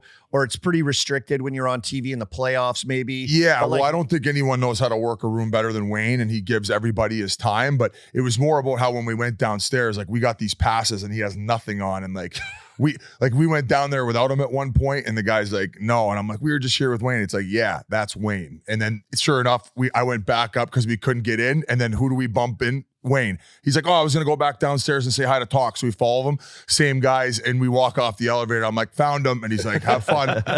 So it's just like, he's such a G, man. It's like hanging around with the Godfather. And what a special weekend. It And, was a great weekend overall, though, and like no shot on Florida's setup last year, but the rink, it's 45 minutes from Lauderdale. Like just being in this city, which is an incredible city. Like I dog the Leafs, but I love this actual city of Toronto, and the rink's right downtown with all the events, the alumni, celebrities. It was an awesome weekend, and happily, I think enough for hockey fans are happy. Like we're not gonna have an All-Star game the next 2 years now, because we had a very special announcement of the best on best returning next year in terms of 4 nations: Sweden, Finland, U.S., Canada, in Boston and Montreal, and the following February will be the Olympics. So we have no All-Star game for the next 2 years, but everyone will trade off that for what we have done. I think I think people may be a little bit disappointed that it's not everybody, but I think it's the perfect primer to lead into the next year's Olympics. And I think that getting in the Olympics is going to make all those top guys happy. It's an incredible way to sell the game. And with the way that Crosby is playing, it's like you're finally going to get McDavid, McKinnon, and Crosby on an Olympic team, and that is, to me, that's it, man. Like the game's growing right now, and the league is thriving, and I just think that that's going to take it to the next level. Like Whit, the last time we saw this, you and I were working. Yep. Facebook Live. What the hell was that even called It was again? like Sportsnet's Facebook Live show. But what was the tournament called though? World It was Cup. World Cup. World Cup. And they But had that the was the under team in Europe. 23 team and the NA team and everything, which was cool. But none of those guys, like literally everyone in the All-Star game, majority of them haven't played international hockey together best on best. All those guys out there, plus more guys when you look at Team USA. I'm sure you'll get into it. But like, we need this. There was a little. We need this. Yes. This is awesome. We do. And there was a little frustration, as Biz just mentioned, about like in terms of it's being in Boston and Montreal, and Pasta can't be in the tournament next year. But whatever, they couldn't figure it out. And I agree, like at least get something on the books. Probably the 4 top nations right now. I mean, we need Russia in the Olympics. Let's just say that. I don't know how they're going to work that out, but we need Russia in the Olympics. That'll add this different flavor and another really good team. But for next year, like, having Boston, Montreal back and forth, teams will play in each building. That's going to be awesome. And yeah, you're missing some superstars, but in the end, it's still going to be incredible. And you'll still get the best on best of those 4 teams as a little warm up for the following year in Italy. Have they announced where the next Olympics are in 2030? France is considered the front runner right now. France. Hey, okay. do you guys think you guys can get like press credentials to the Olympics? Not anymore. That'd be unreal, but I think Already's it going might to be be. doing fucking gas in the Russian locker room before they're ready to take on the Canadians. We'll see RA Who like makes this shit? This sucks. we'll see RA like up in the booth at the ski jump, like smoking a bone. Like, what is going on? Like the a Olympic table committee's ski gonna be jump. like, who is this guy? So I don't know how that's gonna work out. But in terms of actually getting these guys facing off, I can't wait for next year. 2 great cities for it too. All right, before we go any further, here's a few words from our friends at Game Time. You should never have to worry when you are buying tickets to your next big event. We were just up here for the All-Star game. We had the skills competition, the draft. There were tons of events going on, and tons of people are utilizing Game Time because Game Time is the fast and easy way to buy tickets for all of the sports, music, comedy, and theater events near you. Like I said, we utilized it all weekend in Toronto. We got a bunch of games coming up, the playoffs. Me and Grinelli are going to be hitting them up for MSG, TD Garden, all over the place. Playoffs here. Merle's might even come over for a couple trips just for a few playoffs games, just to use that Game Time app because it's so damn good. They got last-minute tickets, flash deals, zone deals. So easy to find and buy tickets for every kind of event in your area. Game Time has deals on tickets right up to the start of the event, and even an hour after it starts, it's the place to find last-minute seats. You find exclusive flash deals and sponsored deals on tickets for football, basketball, baseball, concerts, comedy, theater, and a whole bunch more. With zone deals, you pick the section and Game Time picks the seats for an average of 18% savings. And the Game Time guarantee means you'll always get the best price. If you find tickets in the same section and row for less, Game Time will credit you 110% of the difference. Take the guesswork out of buying tickets with Game Time. Download the Game Time app, create an account, and use the code Chiclets for $20 off your first purchase. Terms apply. Again, create an account and redeem code Chiclets for $20 off. Download Game Time today. Last minute tickets, lowest price, guaranteed. I don't know how much we have left to cover, but We got do some have- big trades. Yeah, we get a couple more, Firing. notes before we send it Todd over to Glenn McClellan, Healy. we mushed him. Yeah. We mushed Yeah. McClellan. We said we wouldn't fire him. He should be safe, and boom. Dude, I mean, no, Rob Blake, he come out and made that statement. I know GMs like say stuff like, does that cost the guy credibility around the league with somewhat? Just like when you make a bold-faced thing like that and then don't honor it a month later? No. I just like you've seen it a few times where a GM or somebody from the Kiss of organization, well, it's a kiss of death. Oh yeah, he's good, and then like a week later he's gone. It's like why even come out with that statement? But maybe in some cases it's maybe pressure from above. Yeah, you're right. He's got guys to answer. True. I think McClellan's a top coach. I think 6 weeks ago, you probably would have said, at least from a gambling odds perspective, he was top 5 coaches in the league, ready to win a Jack Adams. He was number 2, I think. Yeah, 2 months ago, he was number 2 to talk. From an odds perspective. Yeah. So that just kind of tells you how quickly things can change in today's NHL. And I think that like it's a copycat league where, some other organizations have seen teams like St. Louis change it and hand it over to Berube, where all it takes is the right mojo Look at the and the right Oilers right time. now. The Oilers, like look at the run that they're on. So it's a league now where they're fucking changing coaches like they're changing diapers. And I think right now in Canada, Sheldon Keefe is the longest tenured coach from a Canadian perspective. So they are going to switch it up and maybe get this team who I thought was a Stanley Cup contender based on their personnel and maybe they can get hot now after All-Star break and bring them into playoffs and maybe make some magic. But at the end of the day, I didn't think that they had a proper replacement that could take over a guy as good as McLellan. And that's why I was confident saying that they're going to let him get over this hump. And it's on who's taking over, RA? Jim Hiller. You familiar with him at all? No, I'm not actually. Earl Simey, Jim Hiller, familiar? No? Where was he? No. Was he assistant there? Or where'd he come from? Yeah, he was an assistant. I'm not sure if it was down in the minor league team. I'll double check on that. But I'm not familiar with his game either. I'm sorry, sir. I was not familiar with your game. But Well, just the pretty one thing crazy. about McLellan is I mean, you can always like it's on the players. Like now we've said this about every team. Like you got to start getting going, and the Oilers are a perfect example. But in terms of the guys who've been let go this year, McLellan stands above and beyond everyone else in terms of getting a job immediately. Obviously, Him and Berube. Berube and him, but I think like he probably looks back at it and all of a sudden we couldn't score. They never had success at home pretty much all year. It was all on the road, their beginning dominance, and then not being able to score. All of a sudden, everyone went dry and there was nothing left. But he's a guy who, like, if I'm an owner or GM, I would for sure look into hiring him if I needed a spot, because he's had success everywhere he's went, and all of a sudden things went to shit and he pays the price. So now you go to the players, like, start playing, start scoring, or we're completely fucked and we got to start trading guys. That's pretty much how this goes. And sometimes it might be an organization like for like the brass up above during this stretch of games. Now, I want to say in the last 17 games, they were 3-8-6, I believe was their record. And they won the last game before break Against Nashville. So that's why I thought his job was going to be safe as well. But sometimes coaches are stubborn with their system. And then with other teams watching video constantly, they find ways in order to shut them down offensively because they do play a certain style of play where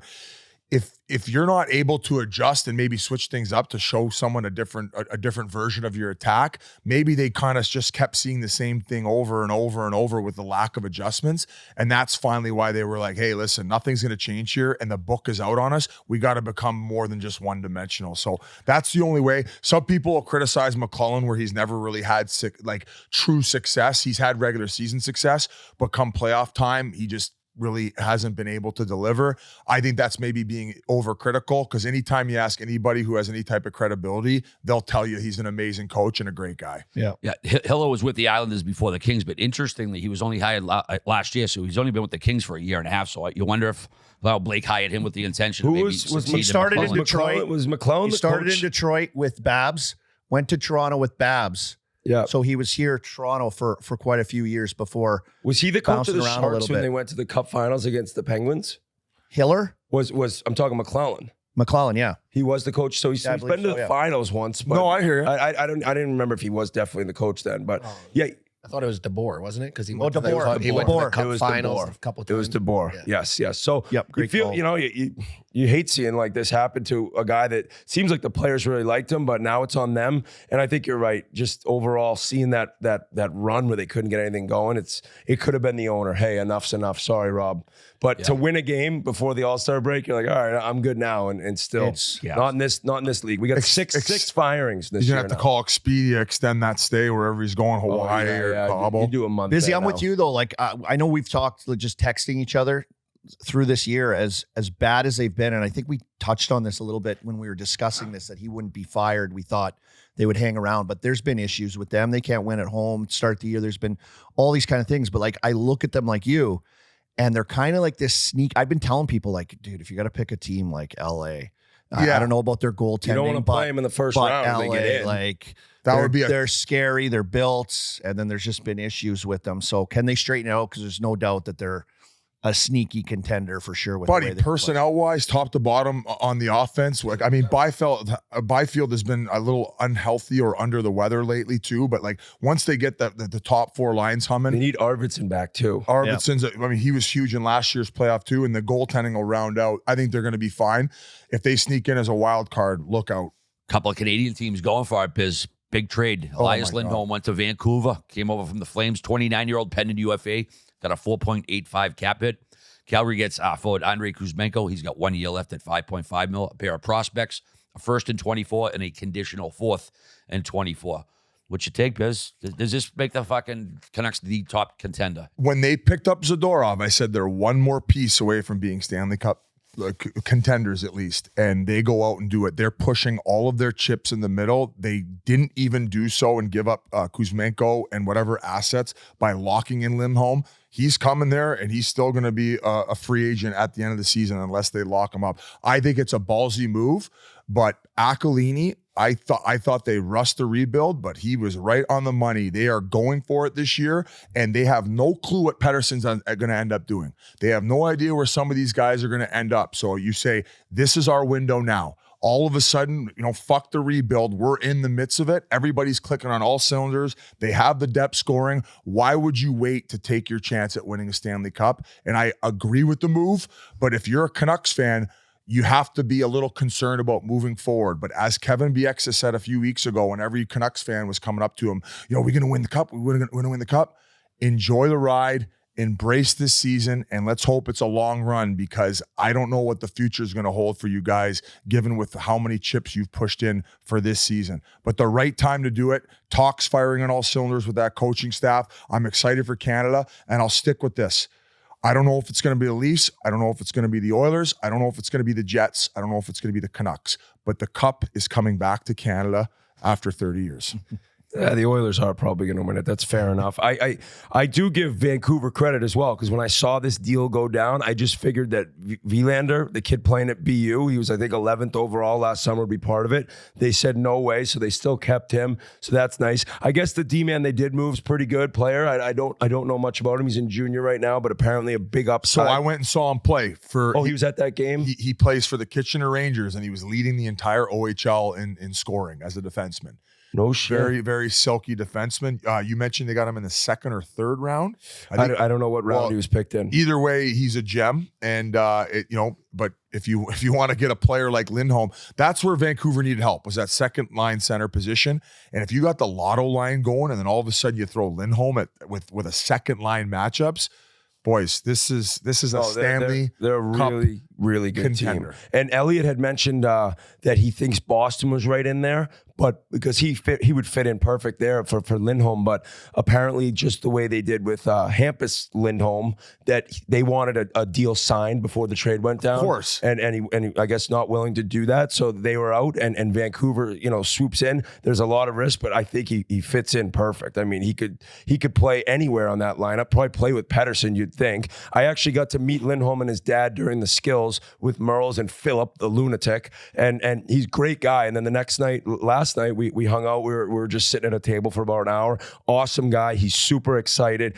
I think he's just fired up to be like in the mix right now. Yeah. It's been just kind of a tough go. We were chatting about you don't really know what Hannafin's going to do. You don't know what's going on with Tanev. And then the fact he was mentioning, like, when Johnny left and then Tkachuk ended up leaving, it was kind of the end of what was happening there. I mean, and you remember that year when they played Edmonton in the second round, we were talking about it. They won game 1 9-6, but it kind of opened everything up, and then Edmonton won the next 4. But that year they could have gone to the Cup. They actually probably would have given Colorado a better series than Edmonton did, the way they played. So It just ended pretty quick in Calgary when it looked like they were stacked and ready to go on a little run for 4 or 5 years. But I think he's going to go to Van and be a hell of a player. He's great defensively. Mm-hmm. So I'm excited to see where he fits in there and see where the Canucks go. I think you're going to see Edmonton Van in the second round, and that could be the Cup final. That's what some Oilers fans are saying. And listen, if you're a Canucks fan, more than likely you've been critical of Aquilini and maybe his involvement with the team and how over-involved he is, but right now he looks like a fucking genius. He went out and got Talk. They did their research. Obviously, Rutherford had a lot to do with that, him being with Talk in Pittsburgh, but Aquilini gave him the green light to take the money and go sign him and eat the Boudreau contract, and then look at all the fucking chips they're pushing in. He's made this team a contender, and you should be bag-licking Aquilini if you're a Canucks fan. And Rutherford put your differences aside and lick Aquilini's bag. And Rutherford, forever, as long as he's been a GM, like, he gets it done soon. He gets it done early, which makes total sense. Patrick He's 73. Too. He's like, I don't give a fuck what's going on here in 5 years, man. Let's roll the dice. No, Give me the dice, Merles. Yeah, 100%. But also, and Alvin got an extension, which makes a lot of sense with the success they've had and the moves he's made.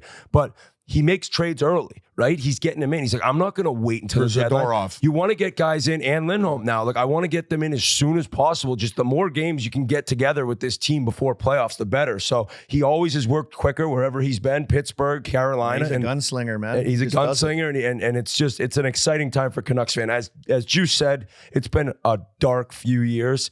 Just go on this run and enjoy it. I think the fit is so key with, like mentioning, he can play with anyone. He's easy to play with. He's not like flash. You're going to notice him. He's just a really solid player. So I think getting him, you get a good player, but he's like dependable, reliable, solid. He's just in the right spot. He's probably so easy to play with. He's low maintenance. Compared to home, at home, he might be your kind of Selke type shutdown Yeah. guy where you let the other line flourish. Good in the face-off Yeah, circle. and it's nice for that first line to have another guy that they can rely on where it's like, hey, fuck, we're taking some hard reps against line number 1, games 1 and 2.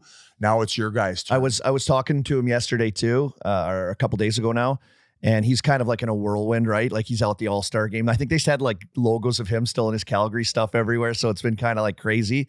And he said when he gets there now from here, he goes right there. And I don't know, like, gee, maybe you could quickly look it up. That like I think they're on a 5-game road trip. He goes right on a 5-game road trip, which is great to get to know guys. Oh, that's great. But it's you just wanna like be a on the road grind with too. He just jumps right in and he's like, okay, where are we going? I don't even have my bags. I just came to the All-Star game. Now I got to go join the team and I'm in the middle of it. And he was saying he's got a 1-year-old. His wife was at dinner too, and then she took off because he's like, yeah, she's gonna fly home, get the dogs, Pack all get the our shit. son, pack our Shout stuff. out to the wives. Shout out to the wives. Buddy, that's Shout when out you to the realize wives. like she's going home. She's got to pack up a house with a kid and 2 dogs. He's now gone for like 14 days. She's got to go to van, find their apartment. It's you don't realize They do all of what the wives do. And actually, Glenn Healy will go into in this interview. He'll go into talking about what he's done with the alumni, and it's not just the players now; it's wives and kids to be able to help them out because fans don't often think of what the family goes through. So it's an exciting time though for Canucks fans and especially Lindholm. And just going back to the interview, we thought it would be just a good fit just being here. And you know, this league's all about its players and its stars. And him and a few others have done an incredible job with the alumni and just like helping out the players. You know, some guys, you know, their career ends and there's some dark days with not having that locker room and that atmosphere to go back into. So we dive into a lot of stuff. We dive into the CBA and you know, what maybe former players and wives and family members, as you mentioned, what will need. And it seems like everybody's on board and the league is really working together. And as I keep referencing, it's thriving right now and everything seems to be going in the right way. All right, you want to send it over to Heels right now? Let's do that. Yeah, for sure. Enjoy. Glenn Healy, great talk. All right, before we go any further, here's a few words from our friends at Manscaped. It's time for the ultimate face-off. The Beard Bowl is here. As the 2 best teams square off to see who the champion of facial fuzz is, our friends at Manscaped are prepping everything you need for a game day. I've been checking out this beard hedger. It's good stuff sometimes. I'm not a Fu Manchu guy, but I do like a nice beard, especially in the wintertime. Keeps the face warm. So I don't know who I'm going to pick on the Super Bowl yet, but I'm definitely going to have the old beard hedger going. So don't let your beard be benched. It deserves the spotlight on the biggest stage. Manscaped's Beard Hedger Pro Kit is the ultimate franchise player to take your grooming game to the end zone. This package has made it easier than ever to craft your signature look with ease. Featuring the Beard Hedger cordless trimmer, it packs 1 guard with 20 different lengths. That's right, no more messy drawers full of guards. Oh, that gets annoying when you have to do that. But wait, there's more. The Beard Hedger is water resistant as well. Run it under the sink and shave in the shower for easy cleanups. It's time to move the sticks from your old beard razor. Look and feel ready for the big game every day with Manscaped's beard formulations, including beard balm, beard oil, shampoo, and conditioner. And lastly, as a bonus, Manscaped has thrown in a beard accessory pack.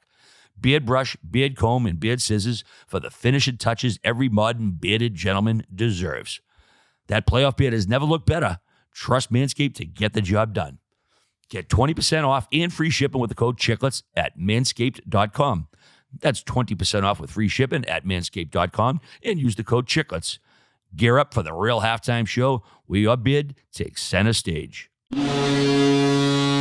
right, it's been about 4 years since we had this retired goalie / legend on the show. He played 15 NHL seasons with the Kings, Islanders, Rangers, and Leafs, and of course, won the 1994 Stanley Cup with the New York Rangers.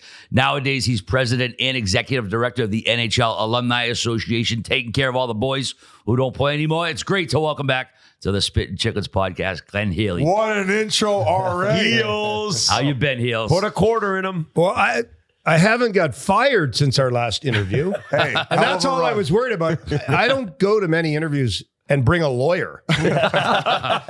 So if you notice today, you got these morons you have behind a the team camera, with you but no lawyers, because I was waiting for the old zip it, and I didn't get that. And I'm feeling comfortable with this lovely group to come solo today. And if I get fired, hey, thanks everybody for having me. We won't let it happen. Yeah. Have a good life. Don't let the door hit you in the We already ass. hit our quarter for the season, Heels, so You you're good. represent yourself now, cut back, so you don't have a lawyer anymore. Yeah, something like that. Here we go. Gave up on you, hey, Heels? I had to deal with the league with all their lawyers. I just can't be around them anymore. So I'm in a good spot. But no, this is friendly fire. This is our teammate, except for you. I mean, I don't know where you play. I was going to say, last time you came on, you were hard on RA, and hey, Street hockey alumni. He had his whatever accent that is, Vermont. I don't even know. Name a state. But no, this is our team. This is our family. This is where I'm most comfortable. And we dealing with talked players. 4 years ago when we chatted with you that like you are the perfect guy for this job. And what I always liked in getting to know you a little bit with Sportsnet was that you care deeply about the alumni. It's not just like, you're not just saying that. Now you're in a role to be able to make some serious changes, help some guys out. So have you enjoyed it as much as you thought you would? Could this be my retirement announcement? No, Yes. Yeah. I know. It's got to be stressful though too. You know, I think the mission statement's pretty simple. Make tomorrow better than today for players and their families, wives, kids. I think the biggest thing, and our chief medical officer is one of the top neurosurgeons in the world, Dr. Kazam. And he told me right the day he came on board, he said, when we're going to build this, it's like providing water for Arabs. They're going to come. And, he's from Uganda and his beautiful accent. And Idi Amin wanted to make him an appetizer. So he came to Canada and became a neurosurgeon. And I didn't understand what that meant. I thought, what the fuck does water day? I don't know what that means. And what it is the more services and library services that are provided, the more players are willing to reach out and say, can you help me make tomorrow better than today for my family? Or a call from your wife saying, I don't know where my husband's gone, but I want him back. Yeah. Or a kid who calls and says, I want my dad back. My dad's not himself right now. So we do it. We have an army of people that are willing to help every one of us. We are gifted to play this great game. We have a short career. Some shorter than others. I don't know why. I'm in RA status. I don't know why I looked at this, but anyways. But no we have healthy scratches count. It's okay. We have a long life. And how do we make that long life as great as the short career that we have? Well, that's our role. And every presentation that I do, I show a slide that is Usain Bolt crossing the finish line, not a fucking runner anywhere near him. And it says finish strong. And that's what we want from every one of our players, their families. Finish strong.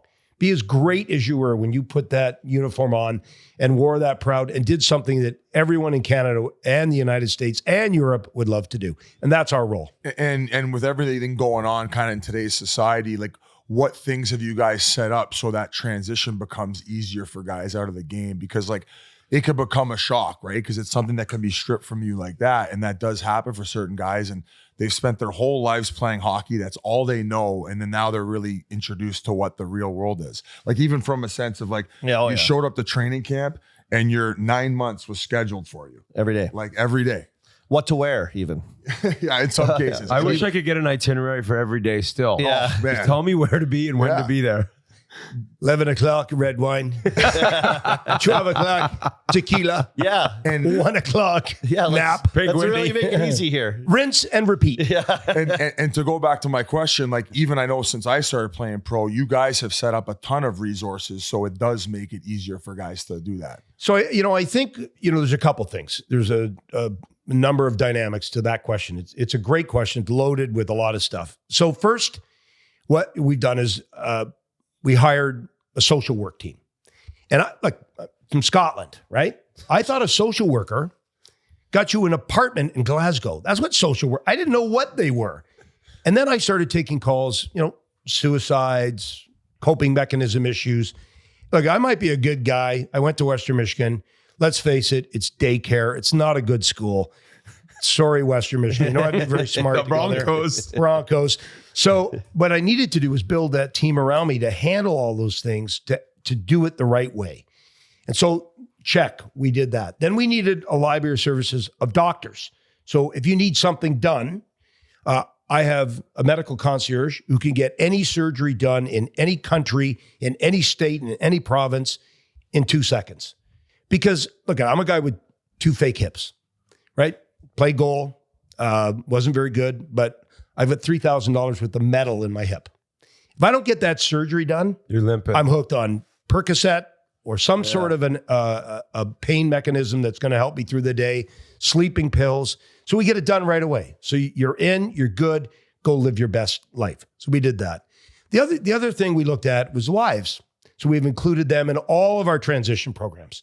Happy wife, happy life. Oh, yeah. And, there are a lot of players. We never have an out of bounds with Parkinson's, Alzheimer's, dementia.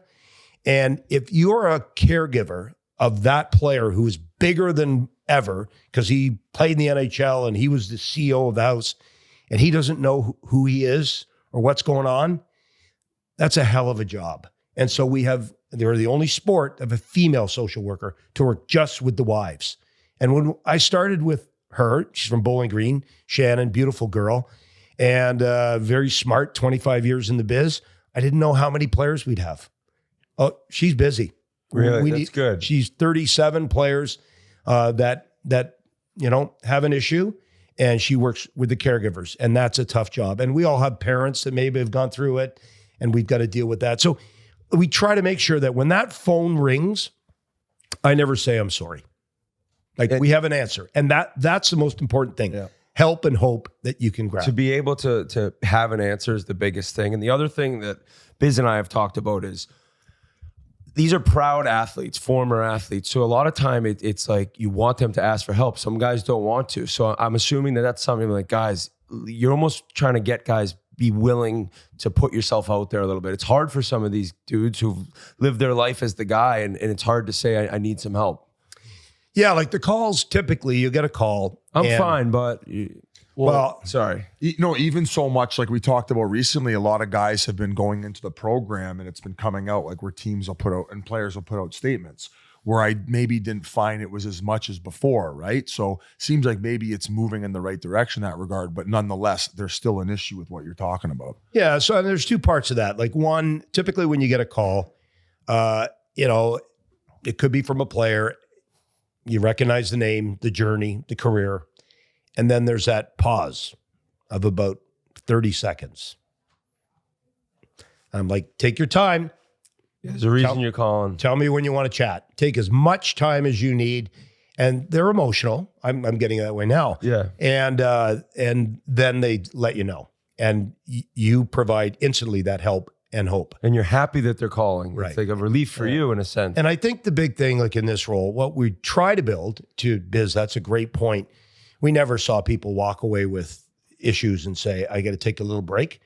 I've got to build it for these new guys that are on the ice today, the best players in the world and deserve the best services in the world.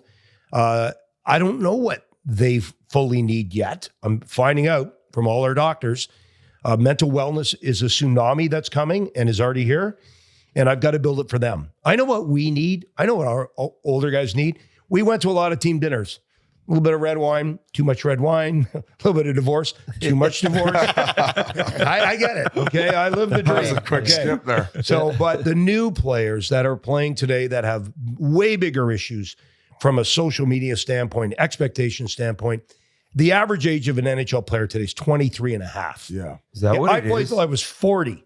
You're not playing till you're 40. I was So done at different. 32. They just never told me. Just kept paying me. They brought you in for the laughs. Yeah. So they're out of the game younger with a whole bunch of issues. With a lot of money, which sometimes isn't necessarily a good thing. You know what I mean by that? But you know what makes it is, and I'm most proud of this, is us. the players. boys, yeah. They're all in, from the best in the game ever, 99, even players that have passed away, the Belleville family, help make a difference. To the 67 team that we just honored for the Man of the Year. Before Bobby Bond died, 4 days before he died, I went and saw him.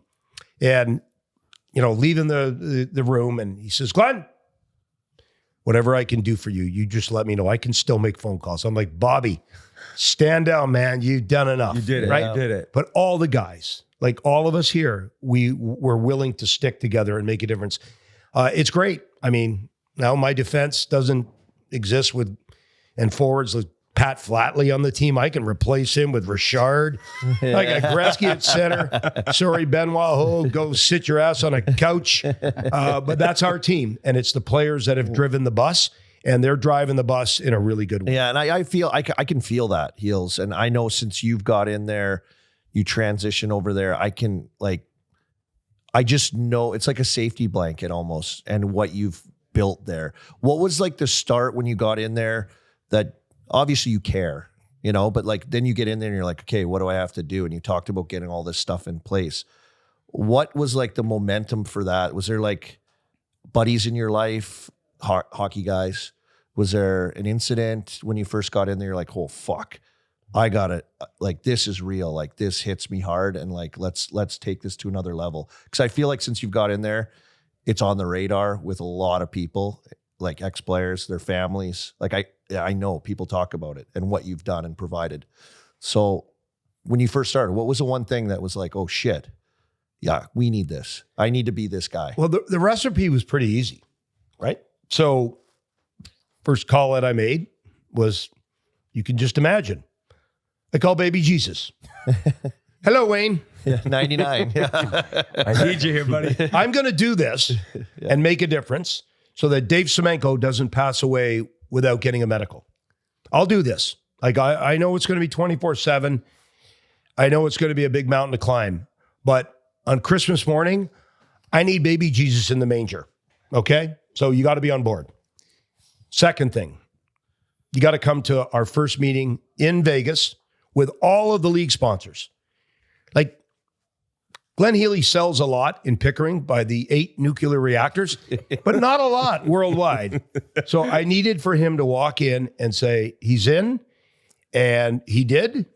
And he said, I'm up for anything and everything. Who wants an autograph? And go deal with this fucker. Okay. Yeah. Number 2. And then the other side of it, it's kind of a business side. But our logo, we didn't own our logo. The league owned our logo. I couldn't do anything business-wise without asking for permission. Oh, please, could I have a beer sponsor? Could I please have a car sponsor? We created our own logo. And Gretz is 802, hands in the air, honor the past. We went to one of my favorite countries, Russia, to get it trademarked. Happened in about 4 hours. It was fantastic. They do things so legit there. But then we had autonomy. We are on our own. We could stand on our own. We could go onto the street and, again, make a difference for players based on the financial side. But more important, it is the players that make this work. No one else. It's not the sponsors. It's not Pink Whitney, although my daughters love that, by the way. Oh, God. And when they get diabetes, I'll talk to you later. No, gluten-free. Yeah, gluten-free. But it's the players. It's Mario Lemieux. It's Bobby Orr, who was on the cover of VA Sports. Those are the guys that make a difference. Mario Lemieux, last week doing an OVO Drake shoot for us and for the league and for everything Wayne does. Like it just doesn't end with Wayne. He's the start, and he is the engine that drives it, and the players are what drive it. And we've stuck together as a group. Has it been difficult at any moments? Because, you could tell how much you care. You're just saying a little minute ago, you get a little emotional, but you're dealing with so much that there's probably times that you do deal with your own emotions of just feeling bad and not guilty, but, oh, these guys need help. And you got to put it aside to get the work done too. Well, we only hear about some of the stuff. Oh, yeah, that's what I'm hears saying. about You're all hearing of it. all of it. Yeah. And it's like, this is hard to listen to, but I got to put it aside and get to work on fixing it. You sound like the top psychiatrist in Canada. We had all the doctors into the NHL office on Thursday morning, and that's exactly his message to me.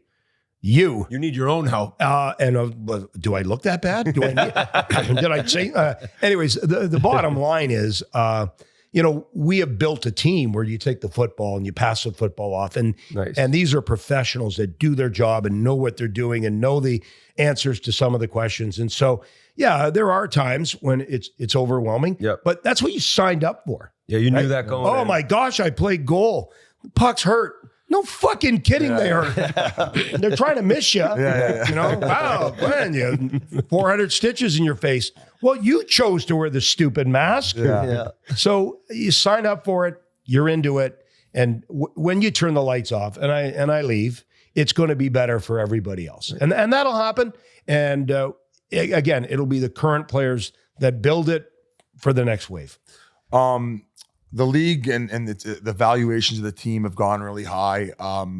Health insurance for all these former players. I think that's going to be a big topic. Do you think there's a world maybe in the next CBA where the current players can almost like give back and pay homage to the former players, to getting the owners to agree to maybe open up a pool where everyone who's played over a certain amount of games maybe gets covered for their family's health insurance, dental, if they need surgery, if somebody needs to go to rehab? And like, what would something like that cost on a yearly scale, where maybe it's a number where it's like, hey, that's something the fucking owners can pick up given what's happened in the last 10 years with the league? Are you comfortable in this job? Because I'd like to hire you. Would you like to work? I would. Honestly, you would be. So the biggest unreal. The biggest takeaway from obviously what we've been able to create, and then working with Wayne and seeing everything and how he gives back, is what can maybe we do more from our side to help the players. And I will be an advocate voice on this podcast where I think that, I don't know what the number of games would be, but every former player who's helped grow this game to put a lot of money in the pockets of owners, them and their families are taken care of. So that's something that I'll grab your tiki torch and I'll do it with you. And he'll smoke the torch too after. And I also think Gary Bettman has done a tremendous job as the commissioner of the NHL, so much so that those valuations have gone to where they've gone to. I think that he could paint his Mona Lisa as a commissioner to solidify something like that, because I think that he actually cares about the game. And I also think he has the power to do that by talking to the owners. So it's like Biz was in our meeting a month ago in New York. You are bang on. When you don't have money, it's all you think about. I don't have money. Got to pay my bills. You don't have your health. It's all you think about. And the way it works in the NHL when we played, you had basically 120 days to decide to keep your health care. And your health care was expensive, $36,000 a year. 96% of the players never kept their health care. Really? Did not keep it. And I would say this, when Don Fear ran the Players Association, he didn't give a rat's ass about you or me, and basically had all the players then go out and scramble to get what they could get. I need something for me, my family. I got to get something. And so they did, but it's not good enough. And so when we presented a proposal with healthcare to the league, it was under that premise. Gary, when you took over, revenues were $417 million. Now they're $6 billion. You're selling teams like Ottawa for $950 million. They were initially sold for the price of the interchange to get off the highway. Yeah. And so to cover players that have played 400 games, and there's, let me round it, 1,519 players. I don't know why I came up with that number. I just came up with it. But to cover those players with healthcare, a wraparound healthcare, no matter where you live, no matter what province you're in, no matter what state you're in, no matter what country you're in, would be about $2.5 million from the PA side and the league side. And so is it doable? Yes, it's doable. And I will not stop until they provide that for the players that have built the game. The players that play today, and it's wonderful. I enjoy the sport so much, but it is the past players that have paved the roads for them to drive on it. And there should be something where you don't have to worry about your health, where you're taken care of, where, look, we sent out a survey to our players. I usually get 300 responses back with anything. We sent out a dental survey. 1,800 players came back with issues. 1,800. None of us have our own teeth. Find me a player that has their own teeth. They're either a complete pussy, they never played, or they were like a backup goalie like me. But we all have issues. And, you look at, I got to go back to the team and say, in 1997, Colby Armstrong playing for the Pittsburgh Penguins or Tampa Bay Lightning, he lost a tooth second period. Here's a video. Well, guess what? That was 3 owners ago. Good luck getting that. Yeah. So it's deserved. The players deserve this. And I will fight until we get it. And we have made that presentation to the league and the PA, and we will push this across the line with our guys. How many games do you think you should have played to maybe get that type of coverage? That would then maybe be part of the argument and pushback. Like, what do you think from a PA standpoint? Should it be 1 game or should it be 200 games? Well, as an alumni, you play 1 game, you're an alumni. I would think there are 1,100 guys that have played 10 games or less. They're probably selling insurance or cars or working in a bank. They're doing something. Hockey was not their craft. But we have 1,500 that have played 400 or more games. And for the most part, those are guys, their craft has been playing. And here they are at 35 years old in the stream without a paddle. Now what am I going to do? I used to laugh when my friends started working at the nuclear power plant Pickering. I was like, oh, good luck with that job. They're all retired now with incredible pensions, crushing it. And I'm like, I'm still working. What happened to me? We got real life just was there was an no real afterthought. And then when you're in it, you're dealing with stuff like that. And you're like, what the fuck? So I think, you can tier it. If you played 400 games, that's your craft. If it's 200 to 400 games, maybe there's a way where half of that is covered and half is covered by the player and his family. If it's less than 200, maybe you can opt into our group plan. But there's a couple complicated issues. Number one, different states, different countries, different provinces. We can figure that shit out. That's easy to figure out, right? And the second thing is, we all have pre-existing conditions. Some more than others. But we all have something. And so if you are given those 3 worst words, you have cancer. Good luck getting insurance. Or if you are on hypertension medication, or you have diabetes, or whatever it may be, you have a real hard time getting coverage. Our plan that's presented would, regardless of pre-existing conditions, you are covered. And so that's the positive thing. And it's adaptable. So for instance, Sweden, incredible healthcare, magnificent. Okay, beautiful. But they don't have dental. So we can get them dental. We can adapt the program to create what the players' needs are. Depending on where you are. So taken from what you said, you think that the pool should be split up between current players and then also ownership covering, and you said $2.5 million is what you think it would only cost? Each. I thought it would have been more than that. Okay, so $5 million total to cover that whole. We thought it would be like 7 or 8 when we were talking about. When we were talking, we thought closer to 10, but to be conservative, you think $5 million would get it done? About 5.7. I don't know where I came up with that number, but it's 5.7 for it keeps going up every time. But it really is not. That's not a crazy number. Gosh. And I guess to throw back, like the fans are probably thinking like, well, what do we get? Do tickets prices get raised? I think that maybe doing more live show at these major events with these former players, and maybe make them like, I don't know how many people you could fit in a stadium, but maybe make it free to where at least they feel like they're getting compensation from the rise in ticket sales. Because I feel like maybe the middle class family seems to be weeding out, at least in like an area like Toronto. Yeah, let's go back to 1992. Okay, players didn't own their likeness, their IP, name, number, and likeness, and it was Wayne, and it was Mario. That said, in our 10-day strike in 1992, right before the playoffs, that said, no, we're going to own our likeness. And I mean, on our last episode, I went to my dad, who was Scottish, and I said, Dad, we're going to have a strike right before the playoffs. He kind of looked at me, I was making $72,000 a year. He said, yeah, we're striking over like likeness. And my dad, in his Scottish brogue, said, well, who the fuck would want to look like you?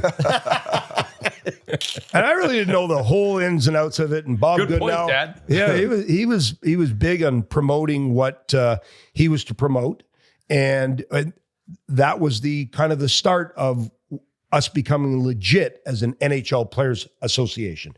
And in 1994, the revenues from that likeness helped to win a battle there. And by the time you got to 2004, maybe there was a lack of strategy. We can argue that all day long, but they became legit. So that being said, it is players like Mario and it's players like Wayne and the group that helped to build the coffers for the current players. So could that be affordable without raising ticket prices?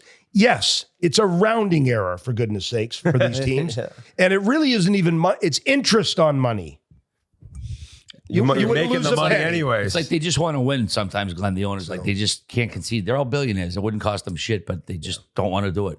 So I'll say So I guess I was even making excuses in some regard for them. So the NHL has been fantastic for us.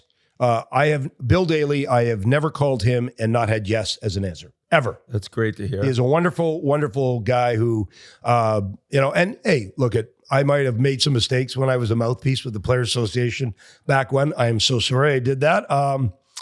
But they have been exceptional. And I think with Marty Walsh coming on board, who's the new executive director of the NHLPA, Marty understands this. He's a union guy, and so he understands his dad, who fought for a lot of the benefits, made it so he could have a pension, made it so he could have health care, made it so that when he needed something, it was taken care of. Marty had cancer when he was 7 years old. Yep. No health care, you're 7 years old and you got cancer. That's a drain on your family or the medication for it. So he understands a couple things, player wellness and the people whose shoulders that have built the game, that had built the game for him when his dad did what he did in the union side. He gets it. So for the first time, I think, when the music stops, we have three of us sitting in a chair. Like a trifecta. And that is very, very powerful. And I think we have some incredible momentum. And for the retired players, I think we're in an incredibly great spot and our best days are ahead of us. So when you got the job, right, and you have goals, right? And all of a sudden you had 36 doctors meet on Thursday. You're ticking off goals. You're getting to where you want to go. We just mentioned insurance. What else is kind of on the forefront for you of like, all right, well, that's next. That's something else that we got to kind of address that we're not quite there yet. Well, just when that phone rings, you never say you're sorry, ever. Like, I have an answer, right? Phone rings and you've got a marital issue. Divorce is expensive. That's a big one. Yeah. I mean, Brian Burke told me it's expensive. He goes, you know why? I said, no, I don't know why, Berkey. Tell me. It's worth it. Yeah. Okay, well, that's not a good enough answer for me, okay? Sorry, Berkey. But we need to have all those answers and all the boxes checked off. And, if it is a health issue, you've got to take care of it, right? We had the 67 team that was honored on Thursday as the man of the year. They were never honored. Seven guys left, Biz. 7 left that are on this planet that, my daughters watched the great video we showed and they were like, Tim Horton, that's the donut guy. Yeah. They don't even know he played. But we need to take care of those guys. They're our gold. But the most important thing is covering and checking all the boxes. So, if you have an issue, and hey, the 4 of us, well, you'll have a bunch. But I already have them. I already have them. We might not have one. But if we do, we can get answers for guys and give them hope and help. I think also when you're playing, right? Like you don't even want to think about the end and you never even want to imagine it. It comes into your mind. Nope. I'm playing.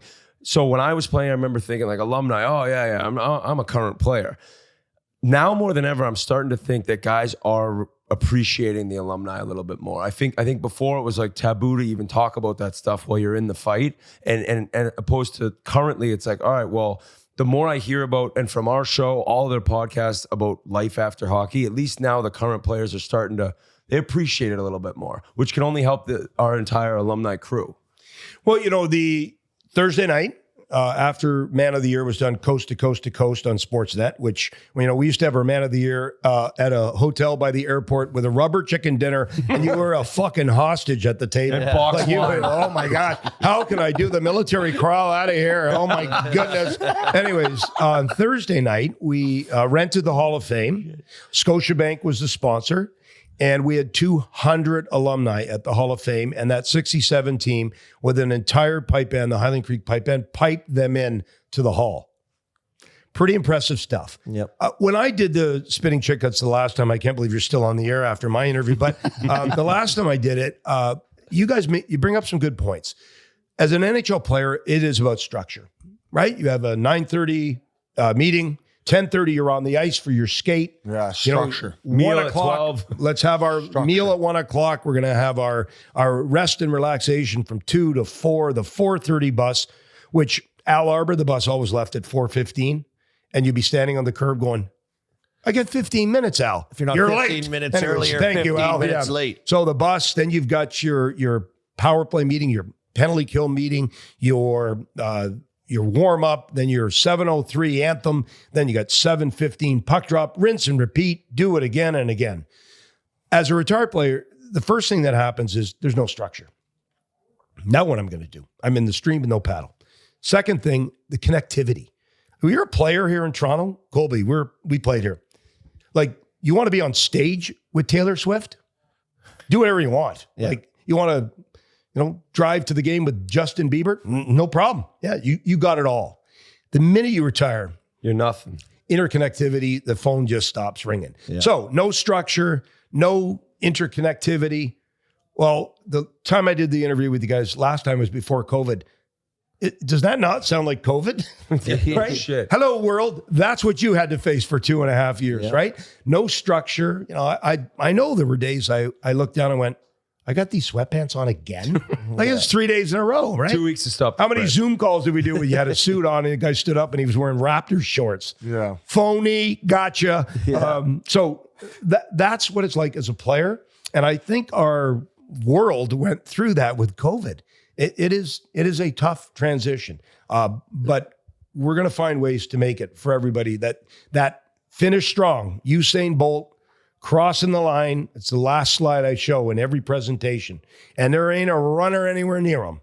100-yard dash, kind of like when I was at Pickering High School. Same thing.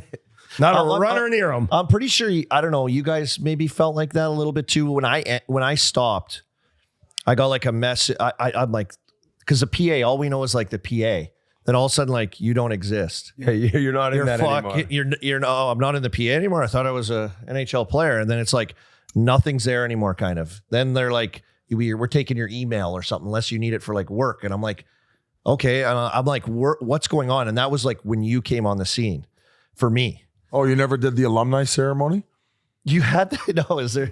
No, I'm just kidding. But when he came on the It's scene, like a hidden cult. yeah, and I knew Heels, and Heels started spearheading this thing, and Kelly Chase was in there, guy I love, and all of a sudden I was like part of a group again, and I felt like a safety blanket. I was like, oh wow, they're doing amazing stuff. The bottles of booze came out with guys' names on it. You started cranking it up. We started making some money, doing some really great things. I think a lot of guys feel like that. What's the number? Because I think people need to hear the number of players that have played in the NHL. Because Bugsy, Ryan Malone told me the number, and I was like, I think it's only like 5,500.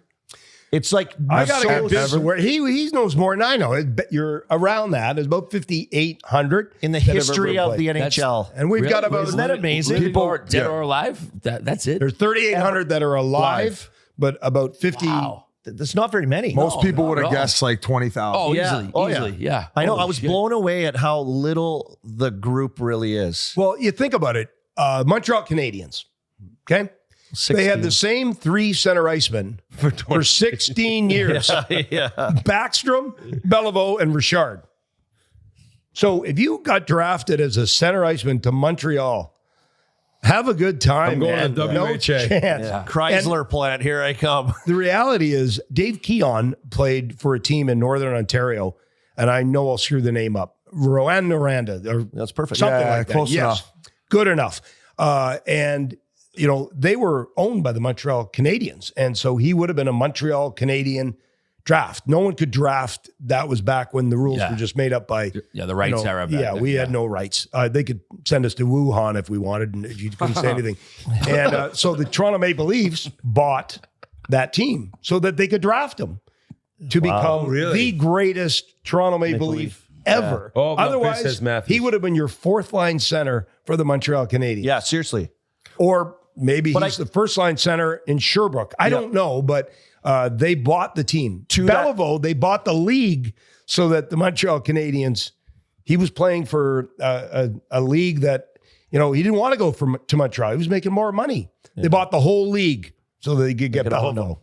No shit. Those are some of the stories that you kind of those numbers though for people and what you're doing, and you talk about the owners. I want to know where Belleville was playing and the money 5,500 ever. Go back and 38,700 living. Though that's it. Let's go back to Belleville. He was playing in Quebec. What was the league? So it was like a semi-professional league. He was getting paid. He was getting paid more than the NHL back then. They look at if you won a Stanley Cup, the next year they paid you less.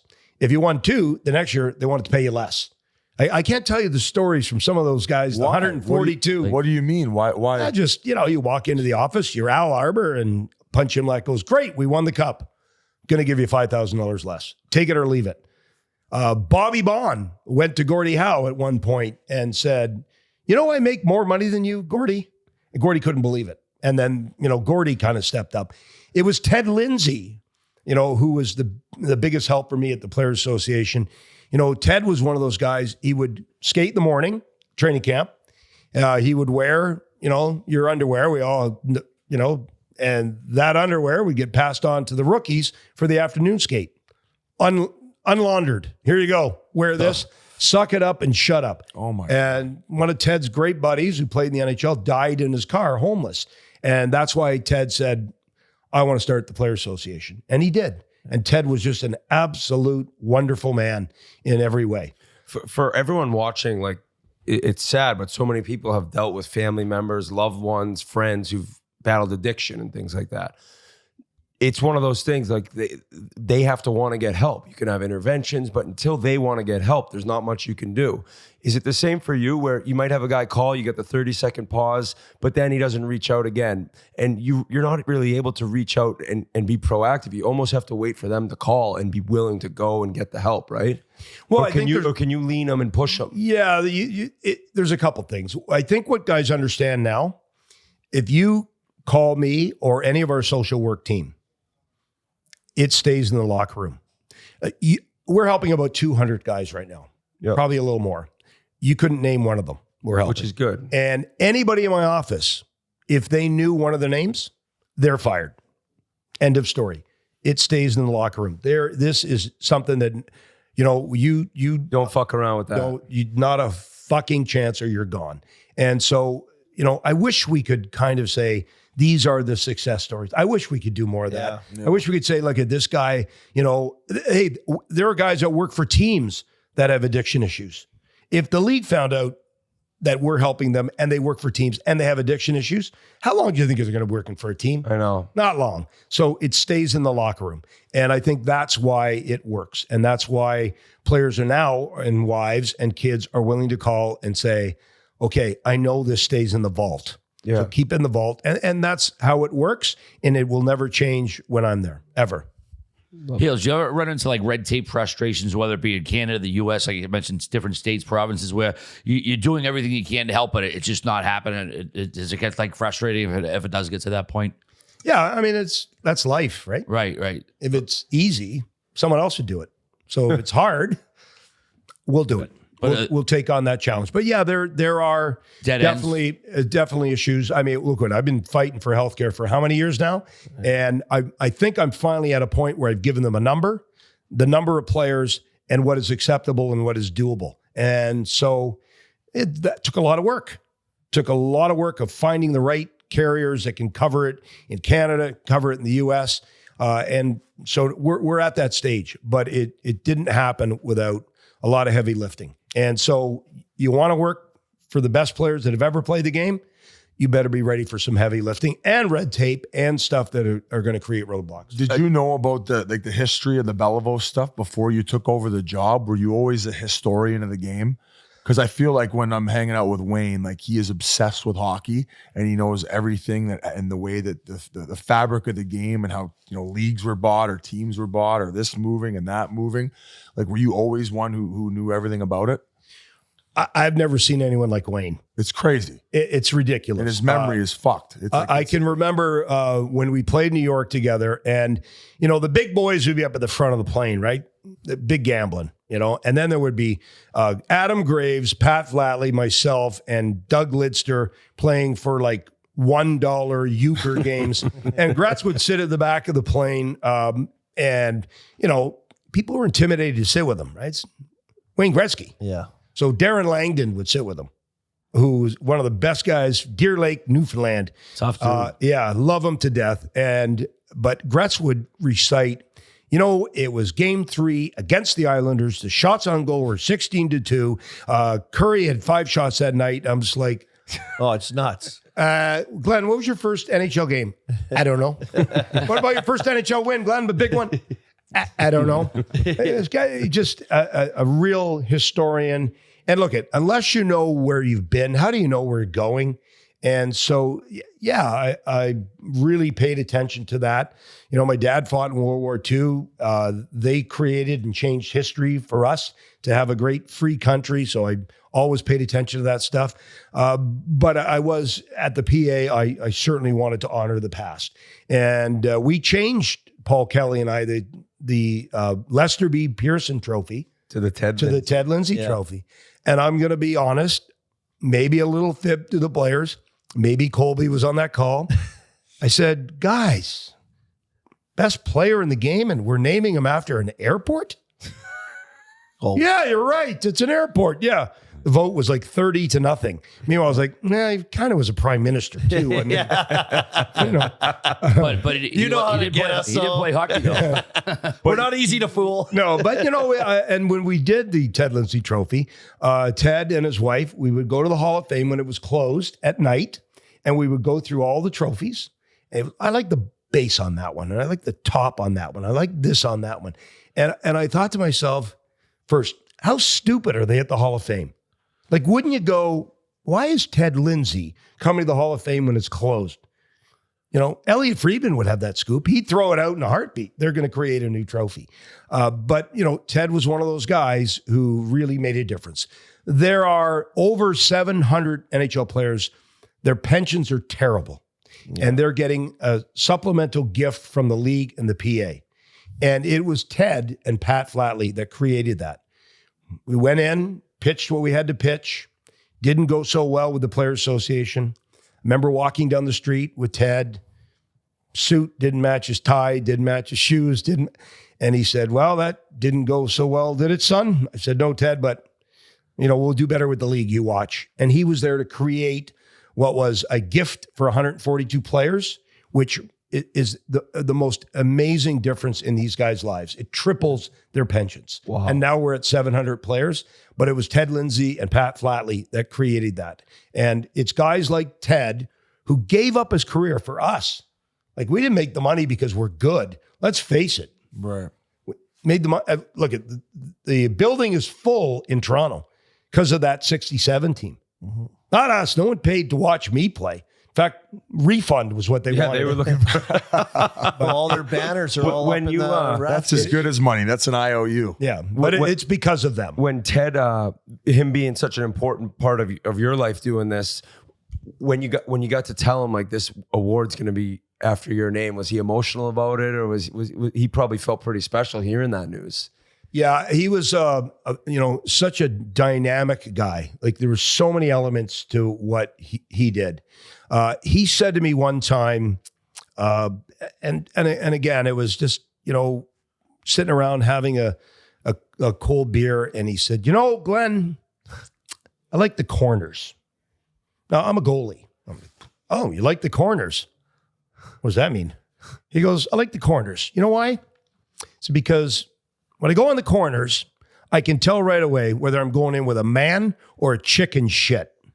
Terrible Ted. And he said, in your life, in everything you do in your vocation, whatever you may do, go in the corners. Never be a chicken shit. Do not be afraid to do what you got to do. And that advice stuck out with me. We were the first sports entity to go into the CBD space. Shocking. It's there. And what, Big Pharma's better? We were the ones to go in it. And, when everyone said to me, Cheech and Chong, I don't know about this. It was that voice of Ted saying, go in the corner. Don't be a chicken shit. And that's the kind of guy he was. He stood up to everything that mattered and stood up for us, created the Players Association, and made a difference for us to have a great life. Do you think Gary's done a great job and has he been easy to work with and getting what you guys need? Yeah, when Gary first took over, it was 1993. I have a picture of the Stanley Cup when we went to the White House, and Bill Clinton was the president, and there's the cup, and there's Mark Messier, and there's the whole team. And of course, Nick Kypreos, he had the cup more than Henri fucking Richard. But, he had to be like right by the cup too, It's like, get your hands off it, Kipper. Anyways, there's a guy off to the far left. And it wasn't till years later, I looked at the picture and went, that's Gary. Like, Gary would be in the picture now. He would be where Kipper is. So we'll Photoshop Kipper out, put Gary in. But he has created, and look he works for the 32 owners, and he does a fantastic job. He's grown the game. The All-Star game this weekend, it is massive. We've got outdoor games. We've got 2 outdoor games. We've got 3 outdoor games. It is a worldwide league. We were just in Sweden giving out the Börje Salming Courage Award to Nick Lidstrom. Sweden is now number 3 in NHL players. Yeah. You think it's awesome. Canada, US, sorry, Wet. And then Sweden, like incredible. The US had a 60-year head start, and Sweden said, see you later, bye-bye. So he's done so many great things for the game, and he has been really, really good for us, for the players. I would tell you if it wasn't, but he's been great. I actually met Elias Lindholm and his dad last night, and I said, well, how many people live in Sweden? He's like 9 million right now. They got 95 NHLers right now. I mean, I think there's 7 million people in Massachusetts. Wow. That's pretty incredible what that country's done. And I know that was a cool thing. Salming passed away, but giving that award, seemed like a great event. But I was just piggybacking on that. Yeah, and the thing about European players is when you play in the NHL, you matter, and then you go back home. And I went back home to Ajax, Pickering. So I still matter, right? I'm still in the fabric of the game. European players go back to Europe, and we forget they even exist. Have a good time over there. Yeah. So any events we do in Europe, the Salming Award, invite 60 Swedish players to come to the event. 120 show up. You invite 60 Canadians to a Canadian event for our Man of the Year. 30 show up. Yeah. They are all in and want to make a difference. And that award, we presented Nick Lidstrom with the very original copy of the game sheet of Borja's first game and the very game sheet of Nick Lidstrom's very first game. And, when he was 7, he pretended he was Börje Salming. And so I think it was really, really special. Yeah. But the European side of the game, it is blown up with 1,300 European players that have played the game. I was part of the group when the Russian players first came over, and we had the KLM line that came over and played in Vancouver. And, Krutov, I was like, I heard he can stick handle in a phone booth. But when he came over to here, he couldn't fit in a phone booth like this guy, Sergei Pryakin, when he played for Calgary, he stinks. They missed their prime, those guys. We had Igor Liba in the LA Kings. And back then, you ordered chicken or steak for your pregame meal. And Igor would eat 2 steaks and a chicken. And it took forever to tell him, you can only have one because 2 other guys aren't going to get to eat. He never got that. Oh, no. And the entire time I played with him, he continued to smell like a goat all the way through it. But the game has changed. But, give kudos and props to Gary. There's been work stoppages. There's been battles. But he has been more than generous with everything that he's done for retired players. That's awesome. He cares. Biz and myself were with Keith Yandel a couple weeks ago, and we were talking about Wayne and how much the alumni means to him. And so, I told Keith and Biz, we've said, I'd love to do anything we could, right, Biz? Anything we could ever MC or something. So I think we'd be willing to do anything to help out these former players who we were all the same at one point. That's what I think. I think the best part about the game is the stories, and especially the ones that happened before us, like the throwbacks, right? Yeah. So I think directing our fans to go listen to more of these throwback stories and just do it live in the flesh. And I think that at these marquee events, it would make sense, and make it ticketed and raise money for whatever we need to raise money for. I think that would be such a blast. I mean, you guys do it to some degree. And then, when we go to certain cities, we do live shows and stuff. And we kind of do our own thing, but to collab and especially guarantee that we have at least a couple guys who are going to come snapping around. Fuck, we should get you every time. You're easy to snapping around with. Well, Heels and is you a probably pro. got a million That's stories. why Heels is one of the highest paid guys on TV. Yeah. He's rolling. Yeah, thanks for getting me Army fired. got him gassed. Yeah, Army took his job. Yeah, it was kind No, of. I wish I took your job. At the He's game, like, he's even paler than me. What the fuck? the skills competition last night. Happened to get to my seats, and I don't sit in the crowd very often or ever. Okay, there's seat number 12, seat number 13. I look, and it's the two guys who fired me from Sportsnet. Hey, how's it going, boys? Okay, this is going to be uncomfortable for Just 3 hours. guzzling wine. Yeah, I'm in the yacht club. How you doing, Glenn? Hey, Sportsnet guys, you guys got caviar. Oh, 500 is really crushing it. Look at that. oh, But the thing that you guys have going, and I really appreciate it, is you do tell stories, and you do look. We're not getting traded. Mike Keenan's not sending me down. Kiss my ass, Mike. Like, hey, we can tell some of these things, and you do it every time you do a broadcast. That's why you're so popular. That's why people they don't want the same old blah, blah, blah, click, change the station, right? They want what you bring out. They want Biz people. talking to Wayne about shrooms. And or Justin Buble, Michael Buble, but well, we were all taking them. and what we do now when we go into cities like Toronto for the All-Star game, Kucherov took them too. Did you watch his performance? but we Google, okay, Spittin Chiclets. They got a thing on Thursday. Okay, check. We're not doing it that day. You got some Tuesday. Check. We're not doing it that day. You're competing with us, so we stay away from you. To be fair, we're doing something every night. So we didn't do anything for all of All-Star. So if you missed us, too bad. Blame these guys. Yeah. Heels, you got a big anniversary coming up, 30th anniversary of the Rangers 94 Cup. Any plans that you are aware of yet from the team or anything? We are putting together an event. The Alumni is putting it together. Mark Messier and Aldo are going to bring the boys back, and it's a catch-22, right?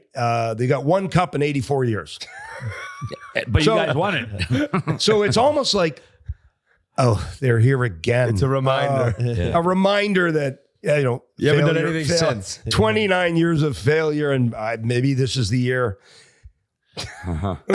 Okay, but you think about that team.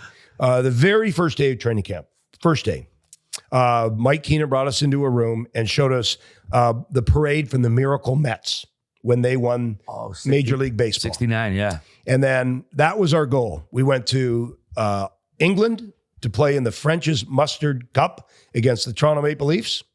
We beat them handily. They were a good team, top 4 in the league. We weren't a playoff team the year before. They gave us the trophy that year. They actually forgot it in the hotel, so they went to Wembley Flea Market and bought a trophy for 20 pounds. And Mess looked at it and went, fuck this, left it in the locker room. And then the year went on, and from wire to wire, we were like completely the best team. It got to game 7. We were better than Vancouver. And, we were up 3-1 in the series and decided to do what you guys do every show, which is open a libation and get at it. Mail it in. And then the next thing you know, we're like, oh my gosh, it's 3-3. And the pregame speech before the game, we all went in a room and we watched that original video that we watched 9 months earlier. No way. The Miracle Mets. No shit, huh? And the message was 60 minutes. You guys want this? It was the most incredible parade I've ever been. Well, I've only been part of one Stanley Cup parade, but millions and millions of people, and just Canyon Heroes, yeah. absolutely crazy. And There was millions and millions that showed millions, it just absolutely jammed. And the one funny story is, so after the parade, we had to go up to MTV to do an interview. Nick Kyprios and I. So they put the cup in a cup. Was he single, Kyprios?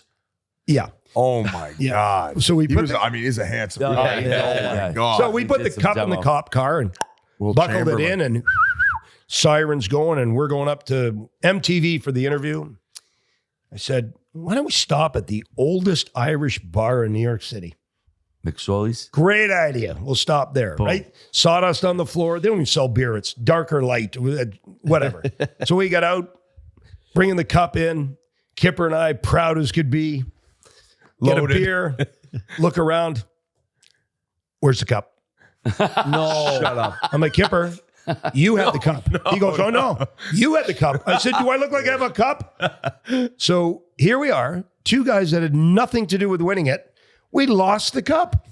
In New York City. New York it was City. like a needle in a haystack. So, you know, APP goes out to the all the police, and everyone's like 15 blocks away. Some party, some Irish guy took the cup, decided to bring it home. Let's have a party. And we got it That's back. unreal. Yeah. So that was Nick and I. Yeah. Did nothing to win it, and we lost It it. wasn't me who took it. Could you imagine like some just random hockey fans walking by and this little Irish guy's got it? Like, and a when leprechaun when carrying you it. see it, you just follow it. It's like a celebrity, right? Yeah, So yeah. how many people were around it by the time they found it? Hundreds of people. And, you got now the keepers of the cup, right? Yeah. So they're the guys that come out with the white gloves, and they really don't do anything other than go to parties all year. But when we had it, there was no security. Like they basically just dropped the cup off my and said, God. good luck. And I a year. recall walking through the airport in Toronto, customs.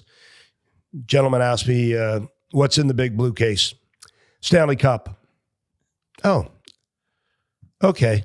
Go ahead. You were traveling with it It didn't, yeah, on your by own, myself. Right? Yeah, wow. He never even opened it. I could have had 3 dead bodies. With a in there. kilo taped to the inside. So, one of the gentlemen who got the cup, again, no security. When you lift it, sometimes you can lift it from the bowl. You're not supposed to, but he lifted it from the bowl of the cup. Ah, that's Yeah. bad form. And it came off. Popped it off. So now it's in 2 pieces. Oh. So Houston, we got a problem because you got a Stanley Cup party that night, and it's not like your first communion. You're not passing along a quake to everybody.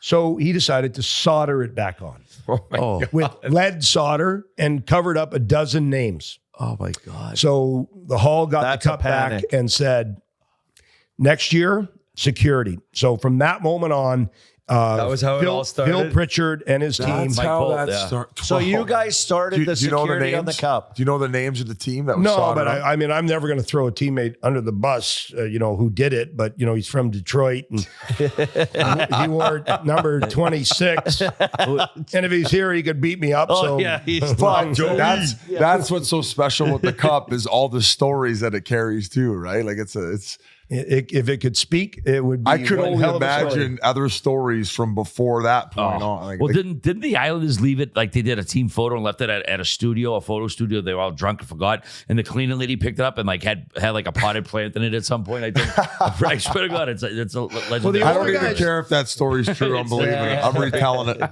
Well, the older guys never got the cup. Now, you have the 99 days of the cup. So you win it, you get it for a day. Yeah. And I was lucky to have it for a day. And I took it to the Legion in Pickering.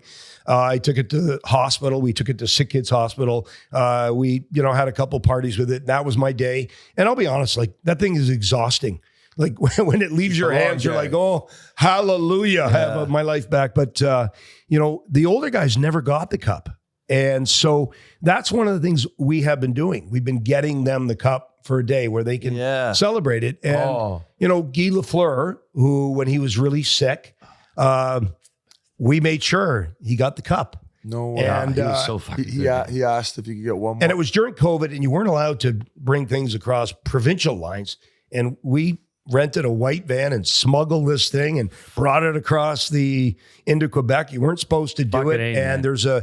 you can go online, you can find a picture of the flower in a beautiful blue dress coat. He's got his granddaughter in the cup, and that was his day with the cup. He never got it. That's fantastic, man. And then That's he, awesome. he died a month or two later.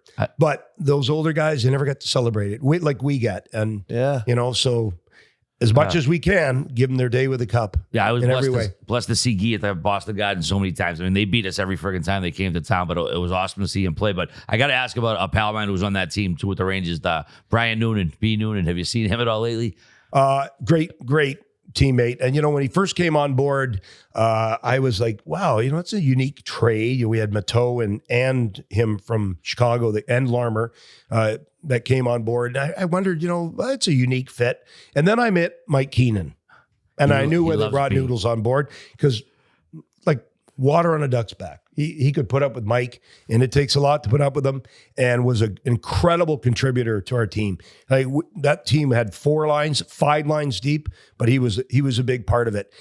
And I don't know, I would argue he might have even scored the Stanley Cup winning goal. He did. If it's tough to watch upon replay, but it doesn't look like Mess touched it if you watch it from a certain angle. So you know what? In Boston, stick up for my boy. You guys can't even count to 5. Okay, you can split us the 1 through 4. Too many men on the ice. Sorry about that. Yeah, scores. 8-2 here. Yeah, here we go. Healy. But you go tell Mess. Go ahead. Yeah, no, I saw him last night and I thought about it. I was like, no, tell him going well. No. Oh, that's great, man. I'm glad that you like B. He's a great guy, and Gina loved him too.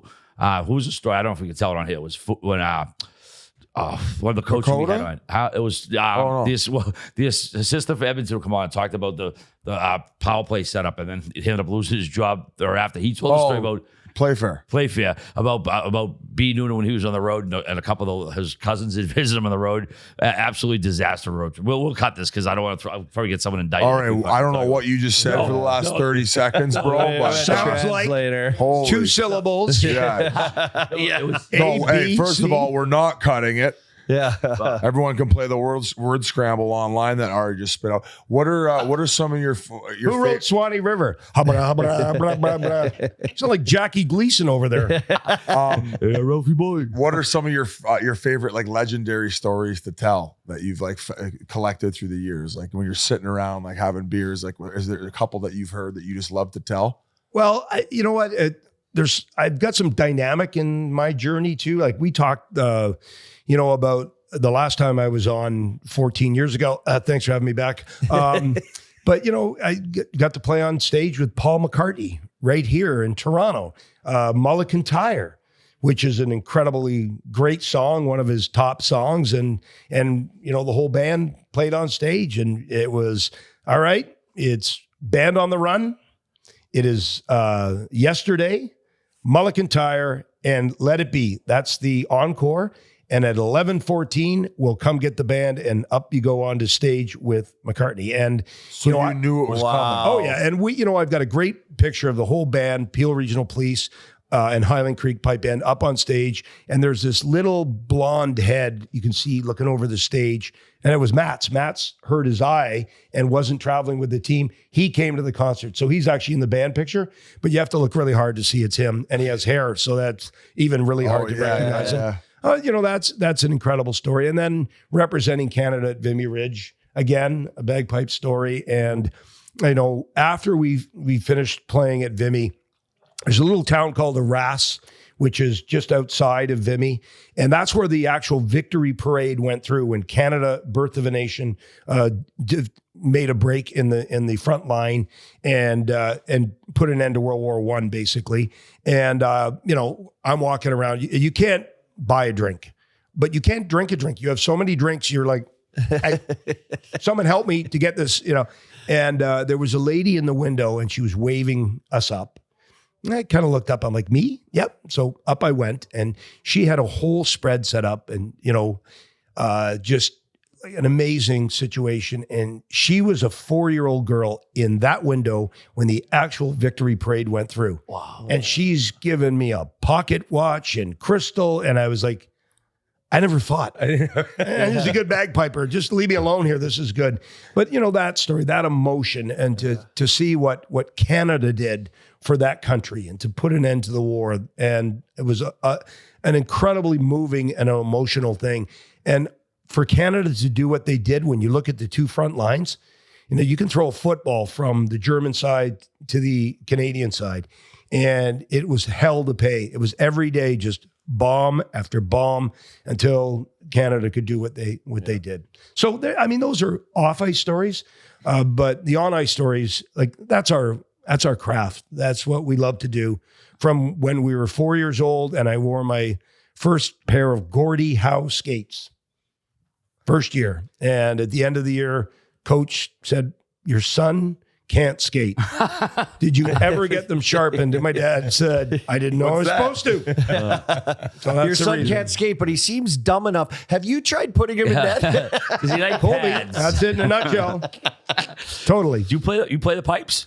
Oh yeah, buddy. Oh, I'm not. I don't think we talked about this already. Last interview we talked about. Okay, right? no, it's 40 years ago, man. Fucking I COVID. can't remember last night. COVID ruined our brains. So how often do you play, Glenn? Do you still have to practice to keep up the, everything? Because I got a lot of buddies who play back home. Yeah. Is that your cardio? Can you do AC/DC on there? You can do that. It's a yeah. long You do them on the elliptical. Tragically hip, head by a century, little hallelujah. Yeah, you know what? It's Pat Flatley. He jokes about it with me, and for those that don't know Flats, he's absolutely the best. And after hockey was over, and he thought I was nuts. Like, what are you playing the bagpipes, stupid? And then he came on one of the bus trips with us, one of the band trips. He goes, "You're the smartest fucker I think ever." He goes, "Here you are. You went from that team to this team, and this team's got a bus full of beer. I should have been playing the bagpipes." So look, it's taken me all around the world. Yes, you've got to practice. Yes, you've got to be good at it. Is it hard?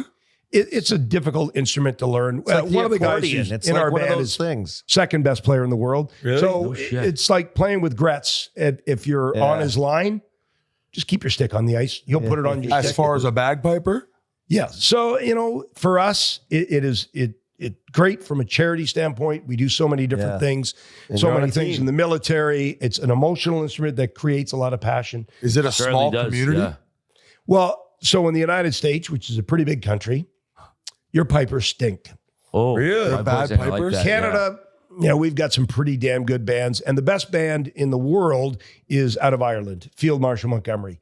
And so anytime we've gone over to the Worlds to compete against them, and, you typically make your way over, and then they start marching up towards the line to play. And it's like, start the jet. Yeah. We have no We're chance. not in their league. We're not in their league. So, you know what? It is something that's fantastic for me. It's a great passion. I love every bit of playing. I got a question for you about just your life, right? You've had a lot of hats on. Player, you'll always be a player, of course. TV, the PA, to the alumni. Like, would you say this is what you were meant to do? Because you're such a fighter. You're great with the guys. You wear your heart on your sleeve. And of all the things you've done, He's a hell of a talker. he can throw Hell down, of a talker. Yeah. Is this like kind of something that you've looked back on now with the amount of lives that you're touching and like how big it's been and how much this means to so many guys, but their families? Are you like, fuck, maybe this was my destiny. This was my destiny. Heels. Well, no, you're right. There's been a number of hats that I've worn. And, there were times, when working for Hockey Night in Canada, and we were the first ones to go between the benches. Yeah. And I'd be standing beside Pierre Maguire, and I'd look over and think, if he can do it, fucking anybody can. Oh, geez. So is there another gear to get to another layer? Yeah. And this, where I'm wearing this hat now, I think it's the most rewarding.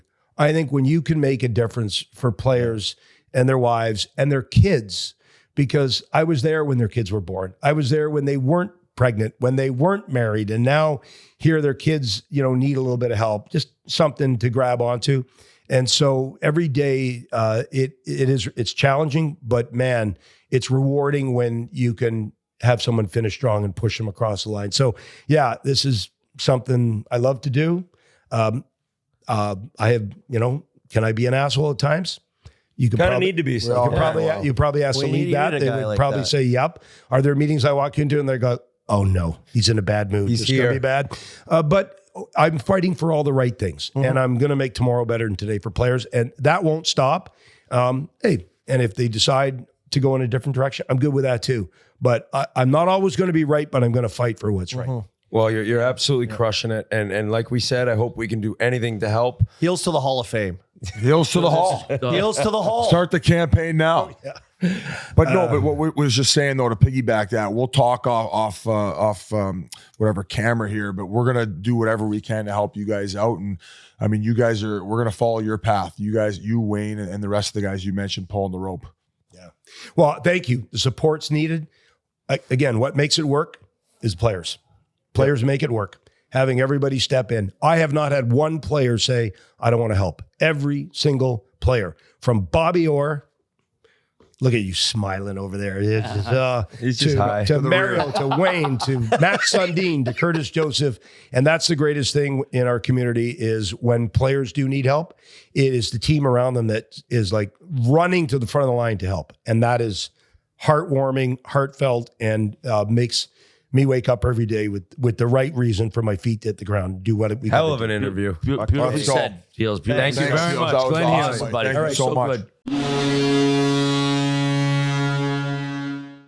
Huge thanks to Hales for coming on. It's just a great chat. Like I said, Biz, it wasn't our standard interview we had. Of course, we had him on years ago, but I think he's such a funny, personable guy that anybody who was listening along kind of knows exactly, what the situation is. And you could tell in his voice how much his heart is into it. So. Oh, absolutely. I would love him to come out and play bagpipes at one of our live shows. Oh, yeah. Well, buddy, he wears a kilt and everything. I've seen him do it. Yeah, Does he go commando underneath too? I don't know if he's The dangling balls down. hang low. I They don't wobble know. to the floor. What a Greek Scotsman. That was a little emotional at times. So just with Yeah. the heart He has. cares so much. Yeah, man. he's And a battler. That's what I mentioned to him once. It's hard, right? Like you're trying to help everyone, and they're doing a great job, but still, like you got to put the emotions aside a little bit and realize like these guys need me right now, and he's doing phenomenal. I mean, I didn't realize it was 4 years ago when we chatted with him, and what he's done since. The alumni is on the perfect trajectory upwards, and it's great to see being a former player. Yeah, it was a great chat with him. Another trade we didn't get to yet. The Jets, they look maybe dead and buried last year. The way that team was going, turned it all around over the summer, and they just picked up Sean Monahan from the Habs, one of the highly fucking sought-after free agents, well, I should say pending free agents at the deadline, 29-year-old pending UFA, less than $2 million cap hit. Montreal gets a first and 24, a conditional third and 27 as well. Just a great deal for both teams, right? A great deal for both teams. You got to shout out Ken Hughes though, because the fact that they got a first rounder for taking him, and then they dealt him for a first rounder, that's a masterclass in GM work.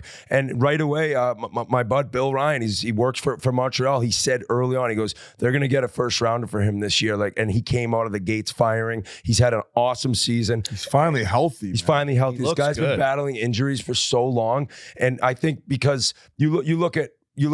You got to get that deal done like a little sooner, and obviously it's not that soon. It's February, but you can't risk the chance of him possibly getting injured, and then you can't even trade him. So it was good to get it done. The Jets, what a season! And the same way I mentioned Lindholm talking about when Johnny left and Tkachuk left, like everything kind of fell apart a little bit in Calgary. Well, Winnipeg.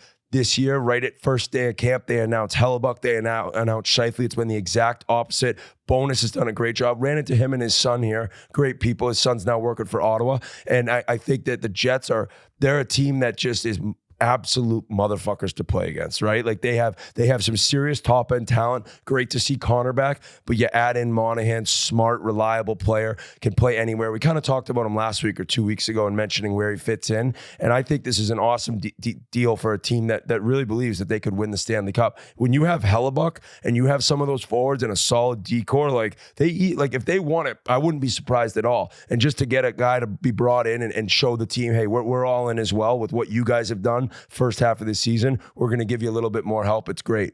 And we said the same with Lindholm, a guy that'll just kind of seamlessly work in the locker room. Like anyone you talk to, especially in Calgary, said like first class guy Monahan, like the one of the nicest humans. And it's just great to see him healthy and playing hockey again, because it was a mental grind for him there for Last about, 3 years. Yeah, or so. about 2-3 years. Like I was doing the first Hockey Night in Canada appearance I did. They brought up his body, and then they had like the arrows pointing to every which part of his body with Surgeries. Yeah, like groin here, ankle here, knee on this side, shoulder here, conky here. It was crazy with what he's dealt with, and it's just good to see a guy now in a position where, I mean, that team's ready to compete for a Stanley Cup when healthy, boys. Like the depth they have up front, it is just insane. Like he's going to be probably their third line center.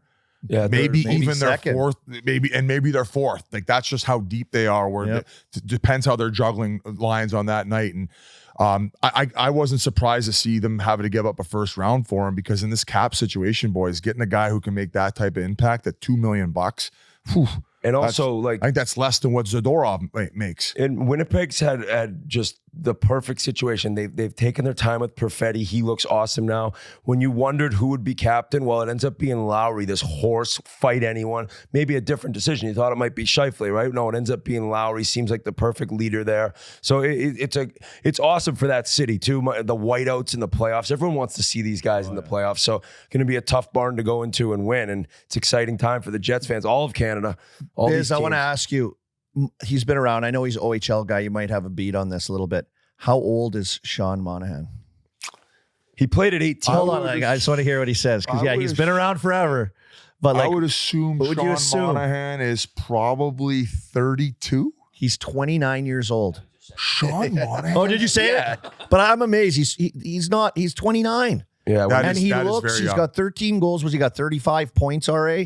Like he's on pace for what, like a virtually a 60-point season, Best he's had and in maybe a being decade. back up 25 goals plus by the time it's all said and done, possibly. Like he's having a good year. He Wow. looks light. He's light on his feet. Never been like a super fast guy, but he looks like he's got his pop back. Yeah. To your guys' point with being healthy, and I think just like a wise pickup. Some might say first rounder. Like I don't know, but We got to start a new he's segment. kinda Like back guess this his year. age and guess his salary. I know. What's his year and term? Remember when I thought who was in Long Oh, Island? who'd you think he was so old? Josh Bailey. No, I thought he'd played 300 games. He was at like 902. Yeah.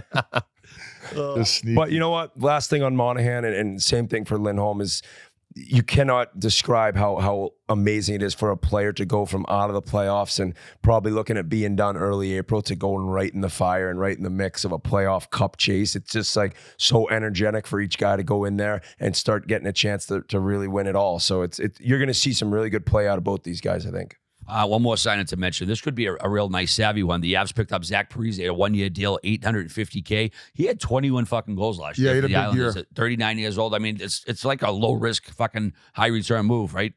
Yeah, I felt that he really fit in with the Islanders, and he embodied his role. Like he became a puck hound on the forecheck, and it just maybe, I guess, stood out more than years past. Because when you're a top two-line guy, you kind of got to mix in with the flow a little bit. You can't be just like busting your chops on the forecheck every single shift, right? Yeah. But I thought that he was an incredible puck hound last year, and he just seemed to really find his confidence. And he was making, I think, $1 million last year. So talk about return on investment for the Islanders. And as an older guy, it's kind of nice sometimes to not have to play the first half of the season, get your legs underneath you, and that way you have a little bit more jam going into the mix. So Colorado, there is rumors too that Landeskog might be ready for playoffs. I think that's being optimistic, but they're starting to load up. So the West right now, cage match, continues to be a cage match.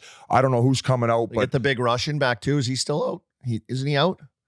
The big Russian choo-choo train in Colorado. I think he's in rehab. Yeah, he took a leave. Yeah, took so a he'll leave. hopefully be back for that Yeah, too. I mean, They would need him to win the cup. yeah, he's They- just a they're difference not maker. winning without And to that point of what he does and talking about fit of what Parise is, I know he's older, but he's pretty savvy and crafty in the mixer, Merles. Like, he's always around the net. He's Always, always on so that good. back door. His Yeah. tipping ability. The tipping ability. So you talk about fit when you got all these horses dancing around the outside. Those guys like to get in, but the way they play, to have a guy like that's that kind of inside guy that can do that for them. It's just like it might be like a sick fit. He might just come in. So you're saying that he could maybe be a PP1 guy in front of the net? Well, around there, yeah. I think he could be. I mean, if he can get his legs under him and catch up with some timing issues, maybe that he's missed some time. But you get a guy that's savvy like that, just with his particular specialty, which is, I think, around the mixer and around the net, that can cause havoc and score goals. He has great touch in around that area, and they got the other guys. They don't need him to be this horse up and down the ice. I agree with you. And not to take anything away from Nichushkin, because I think he is like second in the league in power play goals right now. But I don't think that they've had quite the net front presence and guy in the mixer since they've lost Landeskog. Yeah. Right? That guy was the bull in the china shop, could retrieve pucks around that area. So a great signing, and look out, folks. Look out.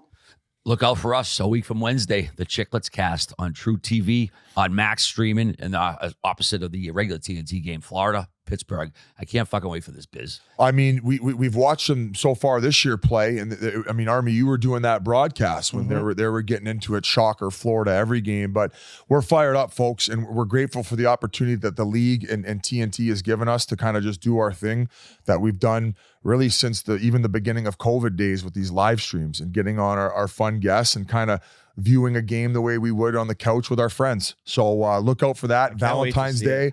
I know some of you ladies who are stuck listening in the car right now in the passenger seat and your boyfriend's forcing you to listen. Well, if you could suck it up for one more night and put your fancy Valentine's Day date aside, and your man can cook for you and stay home, crack a bottle of vino, maybe a bottle of Pink Whitney too, and watch the Spittin Chiclets livecast. Why do you assume the man was driving, Biz? That's going to be a tough one. That's going to be a tough one. Yeah, I'm Well, going to we get heard a it. few online replies. I heard 5 or 6 girls say that to us throughout the weekend. That's why it's been embedded in my brain. That's how the operation. Jobs. Last time I chirped women driving, I got into a car accident in an hour and a half. Yeah, So yeah, that'll do I that. learned my lesson. G dropped his latest Chiclets U as well, Penn State. If you haven't checked it out, check that one out. I owe a huge apology to the ladies of Northeastern. I fucked up the score last week. I screwed my numbers up all the time. They won the ladies bean pot 2-1 over BU in overtime. It was still the first bean pot at TD Garden. So the Lady Huskies, I apologize. I should have got it right because I am an alumni of that school as well. And you're a Journalism. A sad note here. We got to pass our condolences along to the family, friends, and teammates of former Bruins goalie Blaine Locker. He passed away, sadly, at just 53 years old. No cause was given. I read it last night. This monster, man. I remember he came out of Lake Superior State. He was awesome. He was so good for such a brief period of time, but it's just however he passed, just a tragedy to lose somebody that young at 53. So again, we extend our sympathies to his family and friends. We got a lot of thank yous for this weekend before we wrap up. But Biz, I wanted to mention this the body armor commercial with McDavid. What's going on with that? We haven't talked about it yet. Well, Jeff Oscar. Yeah, like we didn't have much time to get this done, and it was a small window. And Jeff and the guys behind the scenes helped whip up a little script and. Where I thought, much like the live show, your acting took over. Oh yeah, it was just a regular old Give him the Daniel Oscar. Day-Lewis. That was unreal. I'll say this, like, great commercial, turned out pretty funny. I think people enjoyed it. But for me to be standing in front of 3 guys that helped us out and not one of them to tell me my goddamn fly was down for that commercial is fucking pathetic. G's on waivers. Like for those 3 guys not to mention to me, like, did you see it? And I just thought you were decide trying to not give tell, the sneaky nut. like, buddy, like my fly's down. Like, somebody help me out. Like, we're a team here. So that was upsetting. Really taking the heat online for that one. But it was fun to do. We banged it out quick. And we were talking to the body armor people. I mean, talk about spending absolutely zero money for a pretty successful commercial. No costs on that one. So it was great. Best water in the world. I'm telling you, they have the big bottle with the wide mouths. It's incredible. There it is right there. And I told the story in the live show. I don't need to go into detail, but I ended up getting with a girl one time and her vagina was extremely smelly, and Radoslav Kleza let me know the reason for that was because her pH levels were off, and Body Armor is pH balanced. So it just so happens that that story really came together. So before the Chiclets cast on Valentine's Day, girls, I guess Biz is saying have some body Crush armor. some body armor. Thankfully, we didn't get too in detail there, Biz. So Yeah. And at least McDavid called you before you missed that putt too. That was a lifesaver, hey? You were Yeah, I was shaking all over that one. all excited to get a call. Got an 8-footer. Didn't even reach the hole. And I guess as a wrap, the city of Toronto, the NHL putting on another amazing event. Like, it was just all the people we got to see, meet. Just a week that I'll never forget, and just very blessed to get to. We do gotta what go we do. bail that guy out of jail that Pasha loved. That loved Pasha as he was taking his beating. Oh, sorry, didn't even cut you off there. Just want to get the final thank yous out. Channy, obviously, for dinner. Will Arnett, Lewis K, Keith Yandel, Curtis Joseph, Small Town Strip Club. Great job with the music. Josh Ruckstuhl, Mr. and Mrs. Bissonnette, of course, Jeff Marek and Elliot Friedman. Also, thanks to the Winter Garden, the theater staff. Also, awesome people, the guys behind stage, the people out in the front of the house and stuff. And from the Barstool side, huge thanks to Megan, MB, Pilar, Julia, Hannah, Connor, and live event Lisa. Without that crew, this shit doesn't get done. So we thank you guys once again. You guys crush it all the time. Thank you. And Josh Ruckstuhl, I think we've added another member to the team, a photographer. Fish has been responsible for wearing a lot of hats, and he's doing all the Polaroids. But Josh Ruckstuhl is a kid I met when I did a piece with Steve Mayer in the NHL. We did these NHL first-timers. And he was a hardcore Leafs fan, and Josh had reached out to me on Twitter because we talked about maybe doing something like this. And his father hadn't been to a game since the old Maple Leaf Gardens. So with the help of Josh and his brother, we were able to fly to New Brunswick. We went and surprised the father, and he suffers from Lewy bodies. So it's difficult for him to move around now, but we flew him and the kids out, and we got to go to a Leafs game in which they won. Matthews is his favorite guy. Who do you think scores the game winner? And he got to meet Austin Matthews after the game. And it was a fun piece. I'm sure you can go watch it on the NHL YouTube channel or wherever you can find it. It's called NHL First Timers. And myself and Josh and the family have kept in touch. And I know that he was doing photography with the WWE and the wrestling circuit, and his work was great. And I just wanted, because it was Toronto, I was like, it'd be cool if you came. And then the photography element just kind of came up, and we were able to add him to the squad for the weekend. And all these amazing pictures that you guys have seen on our Instagram, our Twitter, are as a result of him. So a great addition to the squad. He was, I think, at one point playing bouncer in the bar for one of the boys too. So he fits right in like a glove, and I look forward to having him on more trips. And great job, Josh. The team grows. So shout out to Josh. Yeah, we love job, you, buddy. and of course spark plug Ronnie, who couldn't make it because he's struggling a little bit, but we love you, and I'll never forget it, buddy. What a whirlwind trip. Hey, it all came together, boys. Whirlwind. I'm so grateful for you guys. I love you guys, and of course our fans who listen every week. So I think that's a great way to cap her off. I want to thank everybody that yelled EBR and everybody rides to me all weekend. And of course, Muggsy Jeans, who had me looking good all weekend, the amount of compliments I got from them. So that's my pitch there. Thank you guys for listening. Thank you for following along. We'll be back next week, and also Chiclets Cast next Wednesday. Love you. Love you. Crawling into bed and fucking sucking on my thumb.